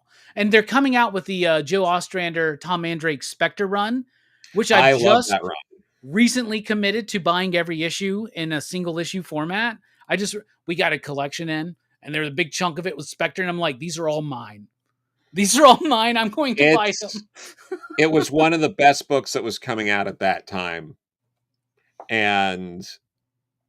And as far as I know, John Ostrander like fought to keep that book in the main DC line. He was like, I don't want them to move it to Vertigo. This is a DC book. I'm not doing Vertigo. Yeah. And this was Um, after they decided that Vertigo was no longer part of DC because initially they were like, it is part of DC, but now it's not because yeah, obviously Preacher's not connected to the DC universe, but Sandman, Swamp Thing, those things were. And a yeah, lot of Swamp Thing books, a lot of people don't realize this, but the Alan Moore Swamp Thing books, and I think even Animal Man by Grant Morrison and Doom Patrol were retroactively dubbed Vertigo books. I don't think they were yep, Vertigo at the time. I think you're talking about Mike Grell when he was doing Green Arrow, when Morrison was doing Animal Man. Those were called New Format, is what it was, right? yeah, That was like post-crisis New Format, where it was for more mature readers, but still plugged into the DC universe. Did Sandman even debut with a Vertigo logo? I No, think it. No, it didn't. Okay. it didn't, because it What came was the out. first book that was branded Vertigo? Do you know? I'm trying to think, because Vertigo started like, I know when Rachel started her Doom Patrol run, so issue 64 was Vertigo, but 63 was not. I know Okay. Nancy Collins, when she started her Swamp Thing run, was not Vertigo and then became Vertigo. So I want to say it was around 93 that Vertigo was really happening. Because All Grant's right. whole Animal Man run is main DC, and they retroactively collected it as Vertigo. The first book branded Vertigo was The High Cost of Living. Okay. So yeah, Sandman wasn't even Vertigo at first. Yep. Wow. I didn't realize that. So Death, The High Cost of Living was like a little bit into the Sandman run, right? Oh yeah. Yeah, no, that was a bit in there. Yeah, that's crazy. Originated in 1993. Of course, Karen Berger. What's she been up to lately, man? She was editing stuff at Dark Horse. She might still be. I've met her a few times. What was it? I had her sign my Sandman Absolute Volume 1 like years ago. Well, okay, here's the question I got for you because you're a writer and you're a lover and commentator on comics, but you're Yeah. also an editor. You've edited a Yes. lot of books, right? Hmm. Some anthologies, of course, over at Hmm. Dynamite, Green Hornet, Miss Fury, Cherish. Um, Hmm. you got some credits. What's your Mount Rushmore of comic book editors? Kind of the unsung heroes sometimes. Yeah. No, I mean, Karen would be up there. I think Karen's pretty high up there. I think She had Karen's done some in my great work. top four. Kelly, maybe Shelley, somewhere, maybe top 5 or 10, but Yeah. Karen for sure. And I always instantaneously go to like Marvel editor in chiefs, right? Like Yeah. Jim Shooter and shit. Mhm. But like mostly just people like have been Tom Brevoort. I think is one of the best. I think Yeah. overall. I don't know. I mean, I I'm sorry. Continue on. No, You know you're more about this fine. than me. That's why I asked you and not me. No, you're fine. I think Tom, and I think anyone at Marvel, I promise I'm not sucking up. I just think he was genuinely very good. I think Mark Grunwald was one of the best editors that Marvel ever had. He went out of his way to really mentor assistant editors. He was like teaching, I believe for a while, like teaching basically weekly classes to editorial, and he just had such a love and passion for what Marvel was doing. He had a letter printed in an early Fantastic Four issue while he was like the president of the local Fantastic Four fan club when he was younger, well What a before, fucking nerd, man. right? But yeah, and then he was immortalized by Walt Simonson, having him be like the head of the TVA. Yeah, which is just great. Which is something you could never do now because everyone would fucking ruin it and Yeah. not And I know you're a shut big up fan about as a writer, you're a big fan of his Captain America run. it. And Yeah, I'm a huge fan of Squadron Supreme, which I think laid the groundwork for books like Watchmen, The Authority. Like I'm not saying there wouldn't be those books without Squadron Supreme, but I'm just saying yep. that was kind of like the first, to me, that's like one of the first deconstruction of our major superheroes. Oh yeah, no, that he really understood superheroes inside and out. I think in terms of editors, God, there's so many, but I think Mort Weitzinger is probably up there. He really tapped into. He was able to understand what would work with Superman, and was able to guide Superman into being a smash hit in the Silver Age. He apparently had a temper, was difficult to work with, and all that, but he was the one that spearheaded all the stupid shit that ended up becoming a big deal, like Crypto and Supergirl and all the different forms of kryptonite and and everything. Oh, that's sweet. But yeah, and he had the foresight to bring in Jim Shooter and mentor Jim Shooter. You don't have Jim Shooter without Mort Weitzinger. Yeah. For better or worse, depending on who you talk to. So he's the one that gave Jim his first gig when he was like 14 years old and shit like that? Yeah, he worked under Mort. On Legion. Yeah. Which is one of your favorite properties out there, which I've never been able to get into. But you've given me everybody tells me, Robbie, just read the 5 years later stuff, and then Joe's like, no, man, start from the fucking beginning of Legion and just go. No, you should, because honestly, like, if you read 5 years, like, here's the thing: everyone is lazy and stupid, except the people that follow my campaign and back it. But everyone else, though, lazy and stupid. But the thing is, and you know this because you appreciate reading long runs. You would read something like 5 years later. You'd probably enjoy it. You're not going to understand why all of this works unless you read it from the beginning. Like from the very beginning. It is imaginative. It is fun. It is insane. It is just one of those books that, and like you watch it, when you read it from the beginning, you watch the book evolve. You watch the characters change. You start to understand why it all works. You watch the book mature in front of you. And like you'll get all these little bits and you'll see how like it started by being like, oh, people thought like people are liking this, whatever. We got to start building on that. But like over time, you then see fans of the book, like Jim Shooter was a kid who was a fan and builds on it. And then Paul Levitz was a fan of Jim's and builds on it. And you start seeing how it just builds and grows. And like and again, like I love Paul. Paul himself would tell you, read it from the beginning. Yeah, Because everything he mined is from the beginning. Like okay, he was because such a Jim Shooter fan. the very first time I ever read Legion of Superheroes was the Great Mhm. Darkness Saga. It was like a trade paperback collection in the early 2000s. And I was Yep. like, I don't get it. I don't get it at all. And then I never really tried again until Jeff Johns kind of reintroduced them in the post Yeah. Infinite Crisis era Mhm. or something like that. And he did a story with Gary Frank that I enjoyed, Yeah. but I didn't Yeah. really necessarily care about the Legion. And I've been trying and trying and trying. And everybody tells, even Dennis Camp, the golden boy of the industry, the mainstream industry right now, Yeah. and for good reason, I believe. Like he tells me, it's 5 years later, you're going to love that shit, Robbie. You're going to love it. But if I don't have that foundation, now obviously comic books used to be written like you don't have to read 50 years of backstory because comics were written where you could just kind of like jump into them.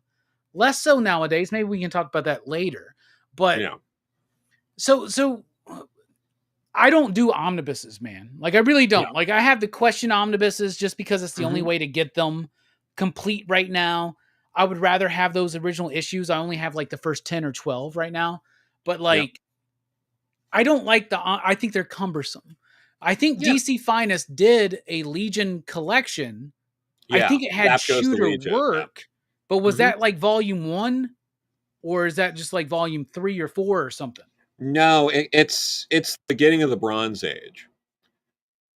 They do have some of like the Silver Age trades, but like I think a lot of it might be on the app or whatever too. But like it's so foundational, and it's so like that and Doom Patrol in the Silver Age are the two DC Silver Age properties that rival what Marvel was doing.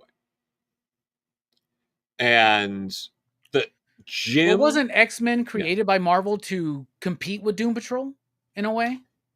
in a way, it was like, it was a few different things. I mean, depending on who you talk to, like some people also make the argument that Doom Patrol's a knockoff of Fantastic Four, which there's elements that you can see of that maybe too, but So Doom Patrol's yeah, after FF. after FF, before X-Men. So you can kind of see where like, oh, maybe they took a little bit from FF and then Marvel took a little bit of that for X-Men. Arnold Drake went to his grave convinced that Stanley kind of ripped him off, but Okay. you know, but Well, most comic book writers go to their grave bitter. sure, you Except for know, Stan Lee. yeah, no, Alan but Moore is bitter right now as we speak. Alan Moore is bitter as shit about something right now. Right? the kind, like I've talked with Paul Levitz about this, the kind of checks they were cutting for Alan Moore every quarter. I wish I got fucked like Alan Moore. You know? Alan Moore was the best fucking in the comic book industry, I guess, right? But Yeah. I guess the more I No. try to understand more is just understanding that we're trying to understand that he's more upset about what happened before, right? Yeah. Like Jack didn't get this deal. You know, this guy didn't get this deal. And yeah, dude, Yeah. like that's something I'm really because like, okay, so we were talking about Mount Rushmores, right? Yeah. And as far as editors go, I think, yeah, Jim Shooter is a part of it, but I don't know if I want to put editors in chiefs there. Yeah. But like, yeah, Karen Berger is a big deal. Tom Brevoort to me is a big deal. I Mhm. think Bob Schreck's kind of a big deal, but I think that Yeah. time was very small and of my time, right? Like Oni Press, like the Yeah. rise of people like Greg Rucka is like we don't have Greg Rucka without Bob Schreck, right? Sure. And and stuff like that. And like I don't know. I have a high opinion of Joe Quesada as an editor in Yeah. chief, but that's a Mhm. different thing that we're talking about, right? Maybe we'll get Yeah. to that in a second. I Go would ahead. also throw in Wheezy taking over as the Dark Phoenix saga was wrapping up. Oh, She I didn't even know that. basically, I didn't know that yeah, she took a okay word. she was editing, she edited during a time that saw the rise of X-Men. Like Byrne and Claremont were really firing on all cylinders, but she was there and made sure the book still worked after Byrne left, which I think is very important. Um, I would put and she understood the X-Men, like the X-Men exploded while she was on it. Like it really became a franchise when she was editing it. I'd put Jim Salicrup on that list. He edited the Dark Phoenix saga more or less. Okay. He edited the Byrne Stern Captain America run. It was brief, but he edited that, and that's fantastic. I Those hear it's issues. really good. I've always wanted to get a hold of that. There's an Epic collection of that, I believe. Might be Yeah, out of no, print I though. have those. Yeah, but like he edited some Iron Man. Trying to think what I have here with the Like Leighton era or yeah, something else? Leighton era. Okay, word. Yeah. But yeah, so he did some of that. He was the Spider-Man editor leading up to Todd coming on the book. So he edited Craven's Last Hunt. He edited you know Michelini and McFarlane on Spider-Man. Yeah. Uh, into Larson, he Wow. he's the one That's a who, successful run, brother. yeah, he was the one who did all that, and he had a great story where he already worked it out, so they were bringing back the red and blue suit. But like when he was talking to Todd, trying to get him on board, he was like, "All right, I'll do it, but he's got to go back into the red and blue suit." And Jim just acted like, "Oh, we'll figure it out. We'll make it work for you, Todd." Like even though he already like had it locked in. I know that Um, Todd says that it was like because he wanted to do something different, but I also think he's also said because he didn't want to draw those webs all the fucking time. Like something yeah, like that, right? But No, yeah, for sure. But yeah. like, but Jim just like edited, incredibly important Spider-Man stuff there. He made Spider-Man a number one book when Spider-Man at the time was languishing. Yeah. Like Spider-Man was struggling to stay relevant under the unbearable weight of the X-Men success. Let me ask you this question And because you are, yeah, so much so that like didn't Marvel even like for a long time or for a moment there they like Fantastic Four has the world's greatest comic magazine, yeah, and Marvel said something like the other non-mutant superhero or some shit like that. yeah, for Like Spider-Man, it was yeah, like, everyone's favorite non-mutant hero. yeah.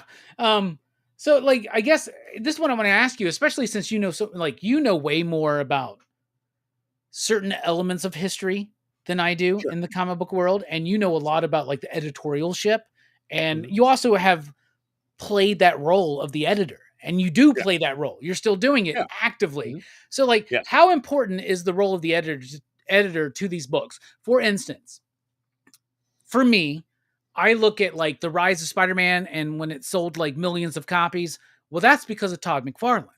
And Yeah. then when you look at like X-Men, like yeah, Chris Claremont, John Byrne, Paul Smith, John Romita Jr., Dave Cockrum, you have like a whole slew of artists, right? And then Jim Lee. But then Jim Lee was able to elevate it to a certain point. Now, obviously, without the work that's done in the 80s from Claremont, Byrne, Miller, on all of the Simonson, on all these various books, you don't have the runway established, right? Yeah. But then you have Mhm. people like McFarlane, Liefeld, Lee that were able to take these books to crazy numbers. Now I know that that has a lot to do with it. Like, right? If it was Chris Claremont and Paul Ryan launching X-Men #1, it would have Yeah. done really well, but I don't know if it would have done as well, right? Yeah. Jim Lee's hot, the artist is hot, but how important is editorial?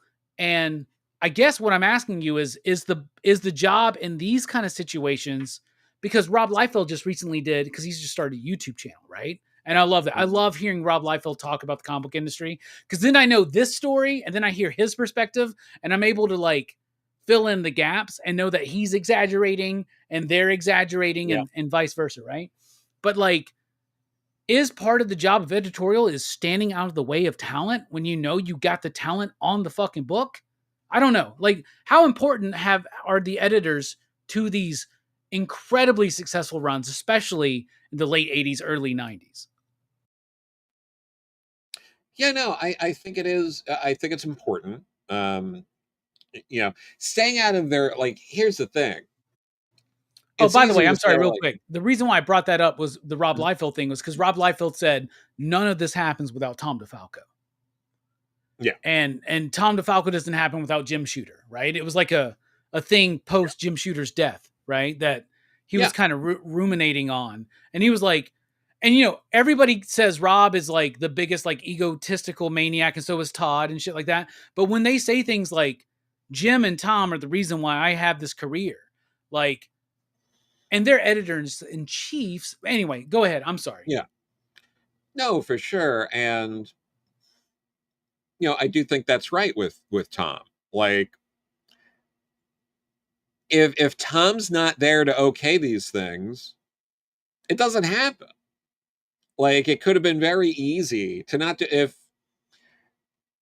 if Bob Harris, when he was editing X-Men, deferred more to Claremont than Lee, maybe that run's different.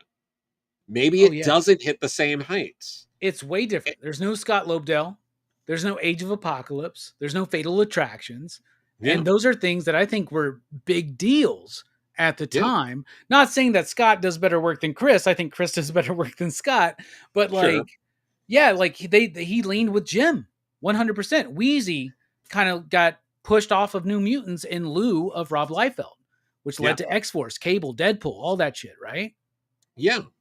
So I mean, some of it is that, but the other thing too is none of this works if you don't have a strong editorial that is getting the books out. We all saw what happened with Image. It didn't matter that you had the hottest talent on the planet. They struggled to get books out, and a lot of those books tanked after over time because they were blowing deadlines left and right. Jim Shooter reined in a lot of the blown deadlines at Marvel, and Marvel's more or less stayed closer to that course than not since. If Jim didn't come in and do that, who knows if we'd really be discussing Marvel the same way we do now. They could have floundered, and that could have been it. Like, they could have been bought by DC. They could have been bought by Disney or something like that later if they thought they were worth it. But there weren't a lot of crazy important adaptations of Marvel properties that were like touchstones of Americana prior to 1978 when Jim Shooter showed up, Okay. So what I hear from like people like Liefeld, like McFarlane, like Lee, when they're like, these editors let us cook. They knew what was selling the Yeah. books. They leaned into it. They sold more Mhm. books, right? I don't know if there's ever been a more profitable time in comics Yeah. than that early 90s, very late 80s period where Oh, yeah. Spider-Man #1, X-Men #1, X-Force #1. Now, of course, a #1 was a novel idea back then, Joe, right? Yes. You know, Very novel. It was crazy that they did that. And, going back to why Jim Salicrup's so important, he is the one who pushed and maneuvered to get Todd his own Spider-Man book on Baxter paper with the launch of that Spider-Man #1. That was Jim. Like, he okay. made that happen. All right, so like so the importance is obviously to know what talent is drawing in readers Yeah. and purchasers, right? Cuz comics is a business. You got to push numbers. Like Joe is doing Sync to the Top for the love of comics, but Joe Yeah. would love it if this book sold a lot so that Yeah. it could funnel you into the next project, right? And Absolutely. That would be ideal. Mhm. nobody does any like, and this is like that. It's one of my favorite things about Poussey by Daniel Mhm. Clowes, right? Yeah, yeah. Where it's like you got the Art Spiegelman characters like, no, we don't make money on our art. Then the other side is like, we only make money on our art. It's the Stan Lee character or whatever. But then it's like, no, there's got to be a balance. Like art needs to be art and like personalized and shit like that. But it also needs there's a commercial element of it, man. There's a reason why I don't mind Terminator 3. Sure. It's got problems, but there's a reason why I don't mind it. You're right. And I think Yeah. comics feel the same, like need to be the same way. Like, yeah, you could let Chris cook on that book for 10 more years, but do we get the level of excitement like Jim Lee? But at the same, what I'm saying is this, I guess. So yeah, part of the editor's job is to let the creators cook when you got something No. like if it ain't broke, don't fix it. Like, right. But at the same time, you're right. Like with the Image thing, Todd, Jim, Rob, they couldn't keep it going for Yeah. for long. They needed help.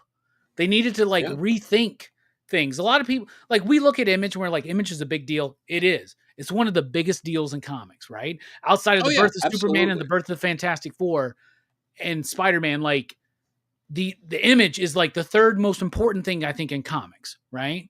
Yeah. But like they needed to restructure and they Mhm. needed to rethink some stuff for a while there. So I guess what was it that these great editors do to keep this talent? I guess it's kind of like sports. The Yankees. I'm used to this because I'm a big Yankees fan, right? Sure. You can have the highest payroll, you can have all the big stars, but if you don't got a manager who can Mhm. manage these personalities and have them Yep. produce when they need to produce, is that what an editor does? And how do they do that? Yeah, no, a managing editor, which is a kind of editor, but I mean, like, it's all about balance and people skills and understanding. You have to be in everyone's corner. You have to be fighting for everybody. So you have to go to bat for every single person. And everyone has to feel that they are being given attention, that their needs are being met. And that involves, it often involves, being very proactive. Like, oh, I'm just checking in. Where are you at now? We're getting ready to, like, oh, the solicit's coming out soon. So, like, we want to make sure we have some pages. You think you can, like, wrap up, the couple of pages you're working on in the next couple of days? And, we'll have that, because if we have that, we're going to sell more issues, because we're going to have more to show. We're going to be able to promote this better. And, if we have more done, it's more in the can, and we can do better promotion, we can sell more books, we can keep this train going. So, like, I'm here to help you. Like, you have to be there to help the team and make everything work. And that's it's so important. And just being willing to be like, hey, anything I can do to help, you let me know. But and then some, and it's also the editor's job to proactively understand someone on the team isn't working out right. I got to get them off this book before they blow it for everybody. And I've had to have those kind of conversations before as well, where it was just like, if we, like, and it's like looking at the calendar, figuring things out, and knowing when to pull the trigger on things, because it's like, all right, like, we wanted to work with this one person, and we got a lot of oh yeah, don't worry, it's gonna be, I'm working on it. Things came up, like, my kid's sick, this and that. My in-laws are in town this week, but don't worry, next week I'm gonna get on. Like, my internet was down for like 3 days. I'm playing catch up, but, like, and it's like 3 or 4 weeks of that. If someone is doing that on the team, it's not fair to anybody. And you have to understand, as an editor, it's like, this is a team. And if everyone's playing ball but one of them, you gotta let them go and move things on. And you also have to understand, when you have something really special, and, hey, this is going to be late, but, like, this is a special book, and this is like that, something magical is happening here, and we need to see this through in this way. No one at this point gives a fuck how late Watchmen was. No one. Yeah. Who would? So Lin You know? Weing's a great editor, right? Yeah. Yeah, because he allowed that book to have the time it needed to come out to be as great as it could be. Yeah, and he edited Alan Moore on Swamp Thing, which is the book that got him to where he is. I loved, like, again, I do love Alan Moore. I love a lot of his work. I loved when Len Wein just shit all over him, like, years ago, just sort of being like, well, you talk about people, like, perverting your work. I edited you on Swamp Thing, where you fucked over everything I laid out for Swamp Thing, and I was Which the is editor. super celebrated, right? At the Yeah, time and still today, right? yeah, but he's Anatomy, like, right? Yeah. yeah, he was the editor, and he let that happen. He did not, like, he could have said, fuck this. I'm going to put a writer on this who's going to, at least adhere to the bare basics of what I set up in this book. But he didn't. He Yeah, was that's willing to that give shows it a the shot. level of greatness too, right? Being able to Yeah. step outside of your own ego when you Yeah. see something like imagine reading the script for Anatomy Lesson and Yeah. being the creator of Swamp Thing. Now, you're right. There's two roads you could go, right? There's like, Yeah. what the fuck are you doing? And Yeah. second of all, be like, this is great. Let's go with it, right? Yeah. And that's Absolutely. interesting. That's interesting. So, like, Mount Rushmore of writers is very easy to me, but it's probably more of a normie list than you would have. Yeah. I would Sure. go Alan Moore, Neil Gaiman, Grant Morrison. Grant Morrison being my number one. Grant Morrison is my George Washington, right? You know Sure. how much I love Grant's work. Grant, Yeah. Alan, Neil, and I would put Daniel Clowes up there. Now, Daniel Clowes Yeah. is in my top 20 artists, but he's in my Yeah. top 5 writers. Um, I think for good, it's the only non-normie pick I have, and maybe that's why I like stick with it. But I think Like a Yeah. Velvet Glove, Cast in Iron is so fucking great. If you love Lynch, like Yeah. that's like one of the most Lynchian comic books out there, and I think that's a big Yeah. influence. Actually, like That's I one know of you're a my big, favorites. yeah. That like Velvet Glove Cast and Iron's one of my favorite things he's done. Like it's so good. And I know it's fairly early in Eight Ball, but it's still it's mind blowing. I It's absolutely that love it. it's that Quentin Tarantino thing, right? Like your first 10 Yeah. works are your best, right? Yeah, So, I Joe, really you're love nearing the the end of that, by the way. So, like, yeah. you're about to actually skip up. No, Who's your for Mount sure. But Rushmore of writers? I'm curious. writers is so tough for me because it's just you read so much. But I think Denny O'Neil has to be up there. Um, What do you think of him as yeah, an editor? I like him a lot as an editor. Okay. Obviously, he let a lot of stuff happen, and like a lot of things, maybe towards the end it got a little too crazy. But like, I mean, he had a Dark Knight Returns. I mean, what more do you want? Like, Was he the which bat again, editor until Bob Schreck came in the like late 90s or something? yeah, he was throughout the whole night. He oversaw Nightfall. He oversaw No Man's Land. All that stuff. Oh yeah, that's right. Um, He wrote the novelization of Nightfall that I have. Oh, oh if yeah. I wish I would have gotten to meet him. I would have gotten him to sign that because that's a really good adaptation, by the way. No, yeah, no, that's crazy. Oh God. I'm just trying to think because again, there's just so many good and interesting writers. I feel like Denny Grant, Grant would be up there for me. Um, Jeez, Do you put Alan or Neil up there at all? Would you put I'm Warren trying up to there? think. Warren to me is like on the cusp. Warren's probably on the cusp for me. Planetary alone is just like so incredible for me. I love Planetary. I have my two absolutes signed by him and John Cassaday. Rest in peace. Uh, so maybe Warren.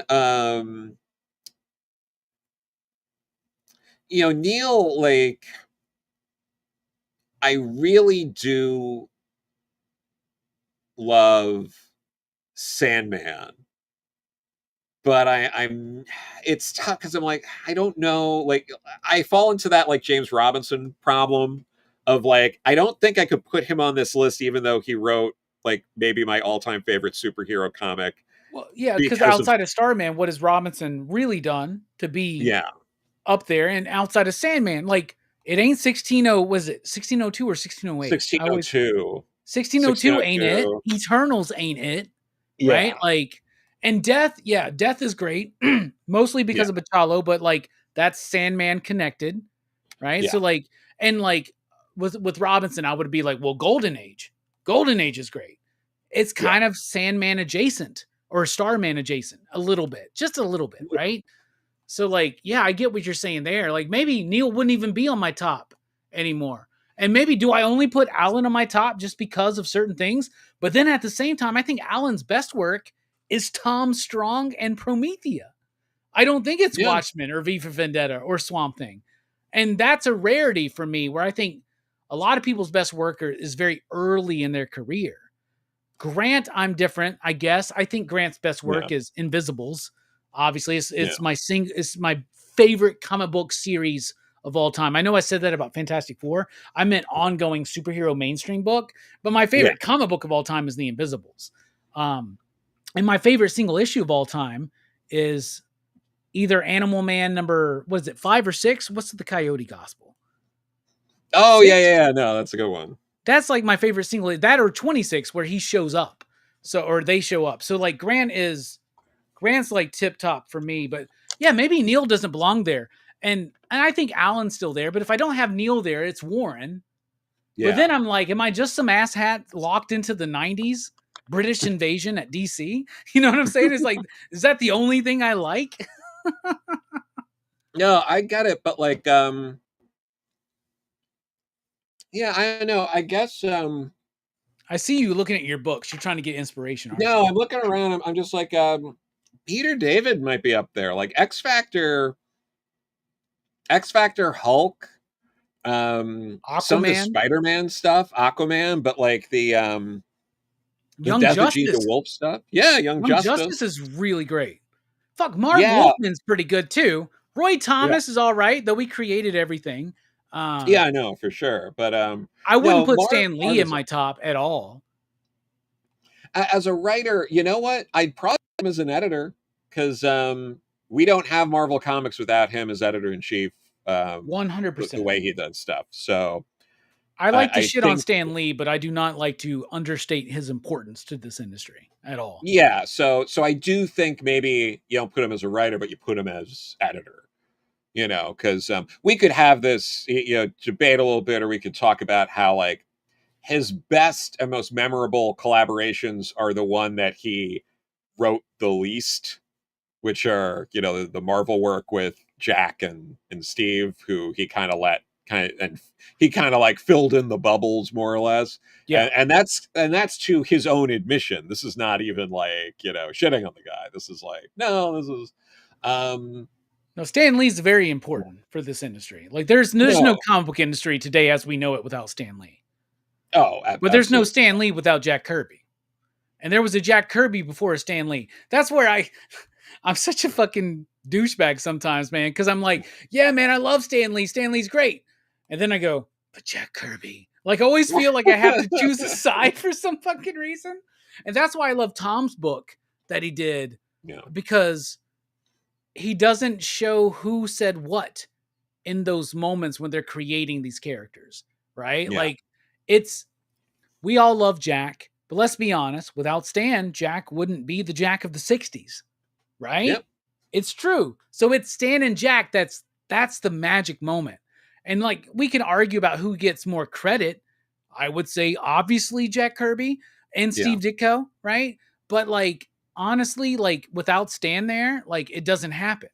yeah, And he pulled something out of Jack cuz my favorite Jack Kirby work is Fantastic Four. But hmm, my second favorite Jack Kirby work, or sometimes I say my favorite Jack Kirby work, is New Gods. But yeah, at the same time, there's something different about reading New Gods to the Fantastic Four work or some of the hmm, other early Marvel work where Stan had a way to like write quick back in those days, even though yeah, there's a lot of verbosity on that page, right? They feel very snappy in a way. So it's hard to, I don't know. Sometimes I feel like I'm a hypocrite, Joe. So like trying to elevate Jack Kirby and diminish Stan Lee, but I think that's just it's just a thing I'm doing as a fan of Jack, um, to try to lift Jack up to the level of Stan Lee, because Stan Lee doesn't need anybody's help to be a legend, yeah, right? He's already a legend, and I think more people need to know Jack and Steve's name, right? yeah. And Because yeah, and most more people need to people, know who Lynn yeah, Wein is, yeah. and Jim Shooter and all that shit. So anyway, I'm sorry. No, you're fine. I was going to make a stupid. Most people, if they're being honest, would have to say you don't know Jack. So All right.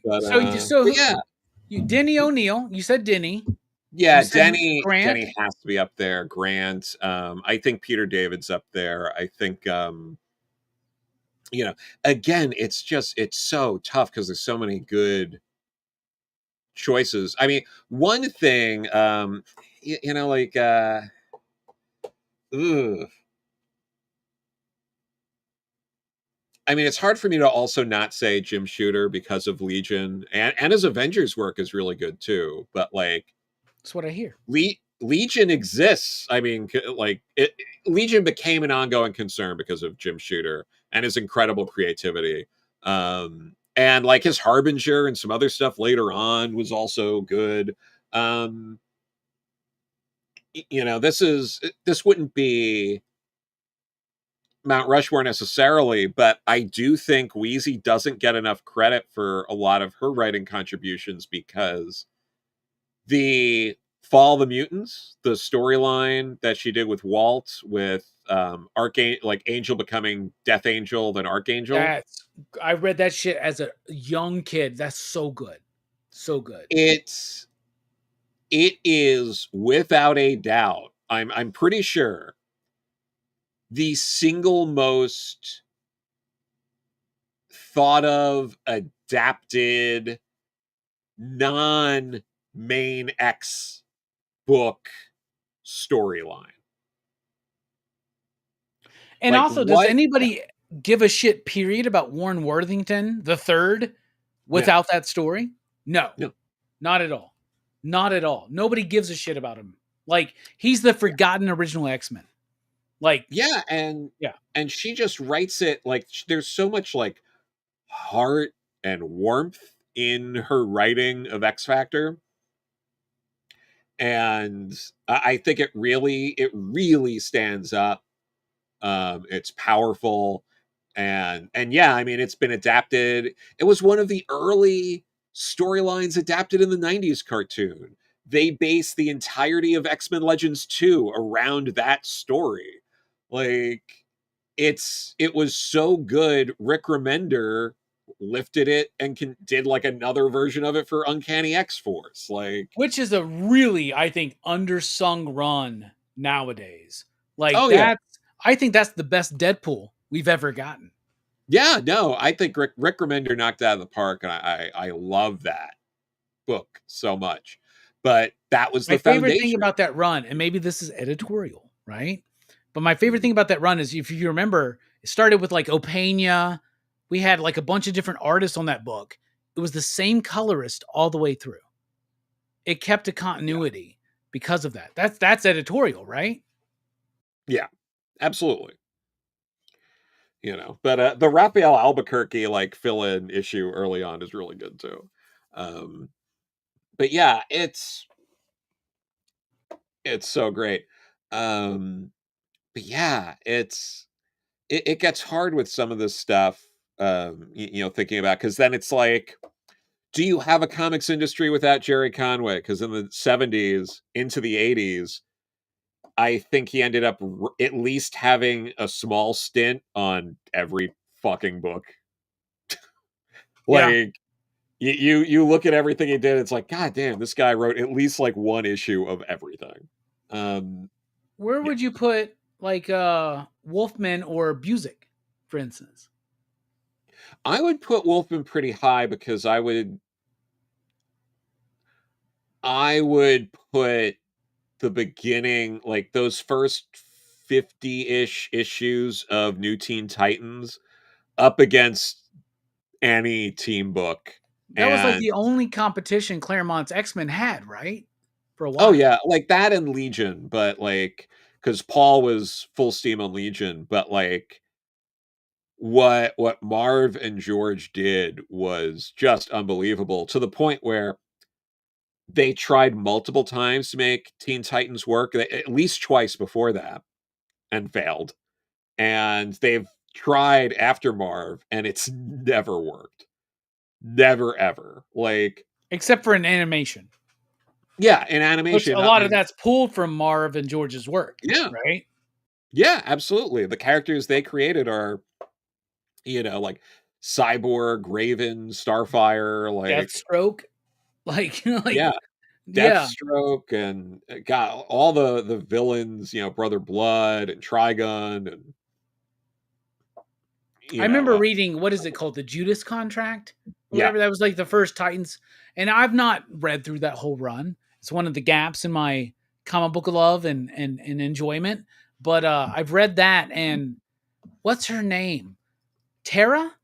Terra, yeah, Yeah, when you find out she's the traitor and all this stuff, and then Jericho and like the connection to Deathstroke, and some of it, some people say is problematic, but I get that. But at the same time, it's like, brother, like, I don't know if Deathstroke's ever been better than no, during that era. for sure, he's sleazy and just all this stuff, and it's like, you know what? At some point, it's like life's problematic. Like, sorry, like this isn't. It's not all cozy reading. There are cozy reading options, and you can absolutely take them up on it, and there's absolutely no judgment. But like, come on, because Deathstroke's a bad guy, and he's sleeping with, it's implied that he's sleeping with Tara, which is disgusting, and she's underage, but like, he's also a bad guy. Meanwhile, Hal Jordan's sleeping with the 13-year-old in the Yeah. 90s. Nobody cares because they age different on this planet or whatever, right? Yeah, it's like that was what was it? That started with Englehart, and then I think Gerard Jones really kept it going for completely unknown reasons. Um, you know, uh, I Gerard understood that Jones. reference. Thank you. Yeah, Gerard Jones, best best rightfully canceled writer. I would agree. You I would know, agree with that 100%. Yes. Absolutely. All right. So you said Denny, Grant, maybe Wheezy, maybe maybe Wheezy, Jim, Peter David. Peter Yeah, David. maybe. Yeah. All right. Where would you You put know, Claremont? How important is Claremont to this industry? it's so interesting, right? Because like Claremont's almost like the next Stan Lee, right? Like you don't have comics the way we do now without Stan, but you also don't have comics the way we do now without Claremont. You Because don't if have the the X Men X-Men, without Claremont, right? yeah, if he like if if Marvel didn't have the hit that was Claremont's X-Men, and Jim Shooter drove away all of that talent like George, Marv, John Byrne, etc. Is that a world where DC manages to overtake Marvel? Like, I don't know. Well, it's Like, crazy because Titans and X Men were like this in that late 70s, early 80s, right? yeah, And then at a certain point in the 80s, it's been revealed that Marvel was brought the option to take over DC, to purchase DC and like yeah, fold them in. And Jim has been on record many times before his tragic death. And I've met yeah, Jim, and Jim is a great dude. I did a panel with yeah, him, no, super cool dude.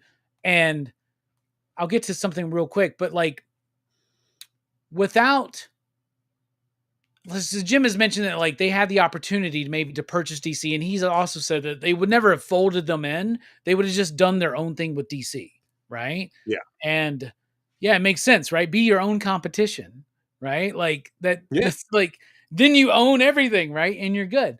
Um, so yeah, it's weird, but like without Claremont, and at the same time, other things were happening. Walt on Thor, Frank on Daredevil, and then yeah, thinking about the Frank on Daredevil thing and talking about the role of the editors, like Frank.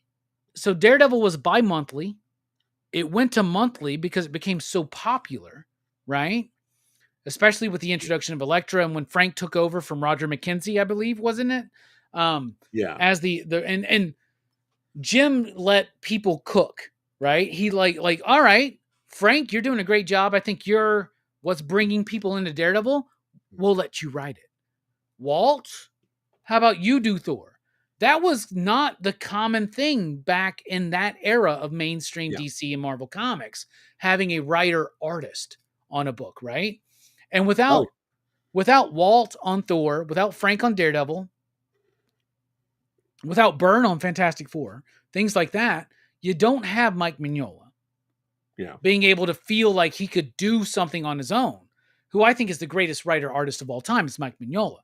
And I sure. think Mike Allred is there too, right? Then Paul Chadwick, right? Like you have so many great talents that I feel were inspired by what came before. But at the same time, Yeah, at a certain point, Frank goes from penciler to writer and breakdowns, right? yeah, Or whatever they want to call it. And Klaus is doing a lot of the finishing, yeah. right?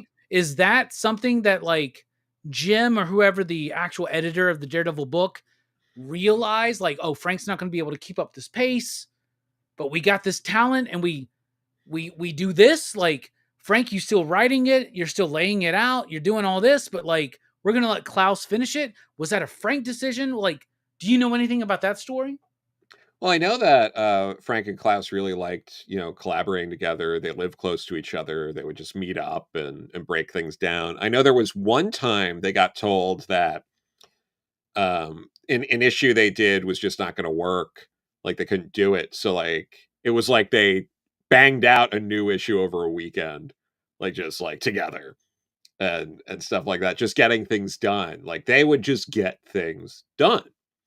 And if you don't have an editor in chief like Jim, if you don't have editorial in place that makes you want to get it done like that, it's not happening. For everyone who criticized Jim, there was someone who would come to his defense. Like Larry Hama got along great with him. He's another one. But obviously Claremont worked well with him. David McElhenney had a great relationship. Him and Bob Layton, so much so that they came out for Valiant to work Yeah. with Jim again. Barry Windsor So, Smith showed up for yep, Valiant, right? And I hear a yeah, lot that like the royalty program that led to the massive successes financially that some creators got with the early 90s Marvel all comes from the royalty program that Jim Shooter really fought for, which is yeah, gone now, right? That's gone. But like, isn't it crazy, Joe? Like if you let writers and artists and creators like have a piece of the pie, they'll do more of their best work. That's a yeah. crazy idea, I think. I don't know. No, for Do you sure. think that would help comics today? Oh, clearly something has to change. Yeah, I think that's very clear. I think even for people who like a lot of what's happening now, and there are plenty of good comics. There might be more good comics coming out now than in most periods. I mean, that's in part because of just the sheer volume of comics coming out. But if we're talking specifically, like Big Two or something like that, or Big Four or Five minus Image, since that's a little different, then yeah, like but it's a combination of things, right? It's the incentives need to be there, but the distribution really needs to be there because it all feeds into itself, right? Like bigger company like Marvel, DC, etc. Like they're not going to want to give more incentives if the sales aren't there anyway, to where it would make any sense. And if you're a creator and they're offering incentives, but you have to break like 50K, 60K in sales to start tapping into that, the market right now, unless you're working on one of the publishers like top 5 books, you're not getting that. Yeah. So If you're not like a Scott yeah, Snyder, James Tynan, like what can yeah, we go can maybe we go out of school a little bit here, but like sure. can you tell me the average page rate for a writer right now at the big two? Do you know I know you know what it is. Yeah, but for people starting out, it is like, so I'm trying to think of the best way to say this because I'll give 2 examples that will highlight this. One, I Perch and I did an interview with Glenn Greenberg a few years ago, and part of why he mentioned not really having interest in writing for current Marvel is he said if he asked for the page rate that they gave him in the 90s, he'd be laughed out of the building. That's And that's a page rate for a writer who I'm sure Glenn would be willing to say this was not one of Marvel's top tier writers. He was an assistant editor for the most part who occasionally did some Marvel work, as a writer. That's not good. If 30 years later at this point, 25, 30 years from when we had that conversation. That Jimmy always tells you me, know, he's like, page rates for writers and artists haven't changed in over 20 years. yeah, He's like, that's yeah, ridiculous. It's absolutely ridiculous. yeah, no, for sure. But there are, depending on certain situations, yeah, there are incentives for some people if you're really bringing it in. So that does happen, but the average for most people, I've also heard people who are, seasoned vets in the industry who maybe haven't worked as often, or, they did work, years ago, and, they want them to come back and do, like an annual or a one shot or a legacy miniseries or what have you, who have mentioned that, like, this is the rate from, like 1991, Yeah, that's you know? ridiculous. Yeah. And so what is the average? Because like to me, it seems like the average.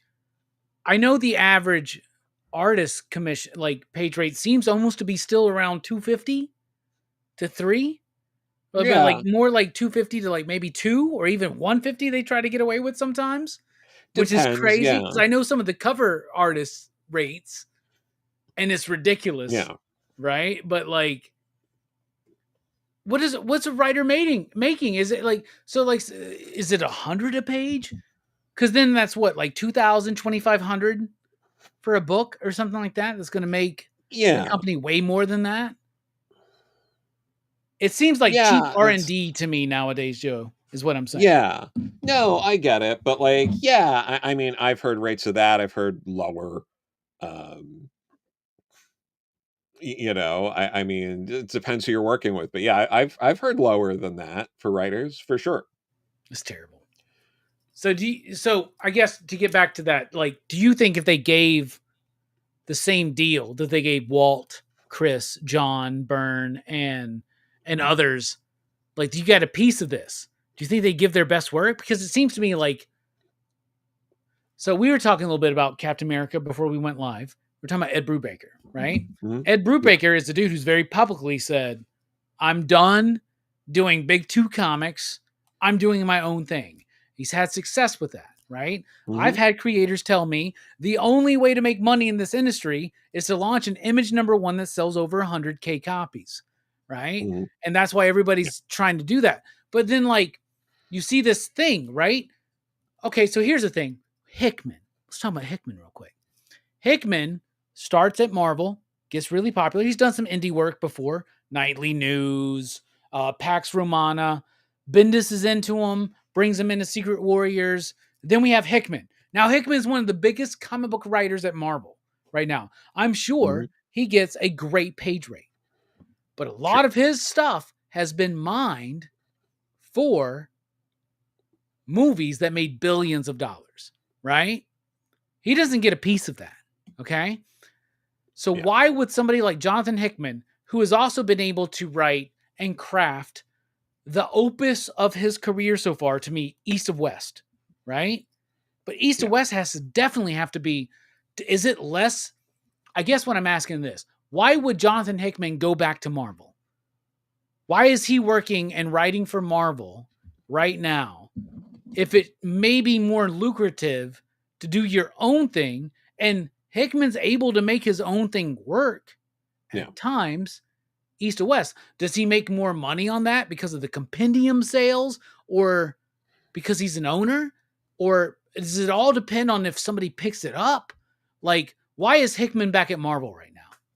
What do you I think? mean, if I had to guess, I would say relevance. Oh, I'll have a new batch of people who are gonna check my stuff out, and then they'll buy the East to West Compendium, and then they'll check out Manhattan Projects and my other books, Nightly News, because I'm back at Marvel doing more stuff, and there's a new influx of people who are like, "Who's this Hickman guy?" And it feeds back into it. I'd have to guess if that's not the whole game, that's part of it for sure. Yeah. And maybe a part of it too is Marvel's like giving him more of a page rate or more of something, right? But More like, of a what page would rate, Jonathan maybe Hickman more do if he leeway. owned a piece of every character he created? Yeah, Like, if they I used the mean, Black yeah. Order in a movie, if he had a piece of that movie of Endgame and Infinity War, Mhm. wouldn't Jonathan Hickman just be like, "I'm a Marvel guy through and through, right? I'm gonna Oh, fucking do yeah. it." Oh, yeah. I mean, if you get, like, 0.1 of a percent on those movies off the back end, that's not bad. It's why Rob Liefeld makes money because he had Yeah, that kind of a deal, right? With Deadpool, he has like some. It's not. It's not a percentage of ownership, but it's a percentage of something. I don't remember what the yeah, term is, right? But like he was talking about in a recent podcast, he was like, "Yeah, they're doing Deadpool Wolverine or Deadpool Batman. I'm very yeah, excited because I'm going to get paid on all of that, and yeah. that's not a deal people have. And does that mean like?" I haven't spoken to Dennis about this, right? But does Dennis want to create his best content for Marvel or does he want to do it for himself Yeah, in case? But you're right about that. Like, it does seem like you build a name at Marvel or DC, then yeah, you're able to go into that indie route. Because a lot of people that just try to go into the indie route from start, it's not necessarily going to work. Battle yeah. Chasers is not a success without Joe Mad doing X-Men, Oh, right? 100%. Oh, yeah. Yeah. So that's a big deal. So like does that give Marvel and DC leverage? More in particularly, I think Marvel. Does it give Marvel Yeah. leverage over these creators?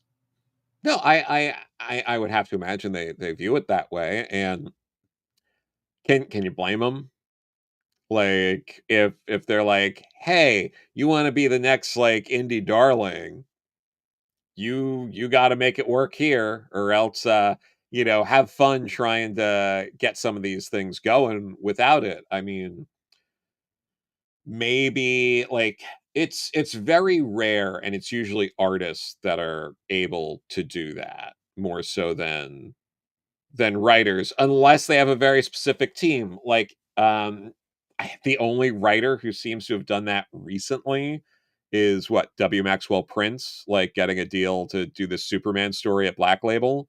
Which is going to After like significantly less, I think, than it might be a bigger seller than Ice Cream Man, but at this point now Sure, that the movie deal is over, right? Like, where's the hype on Ice Cream Man? yeah, But there's something like he does have a fan base, right? Because there's a new issue yeah, of Ice Cream Man next week. I'm so excited that we haven't yeah, seen that in 6 months, man.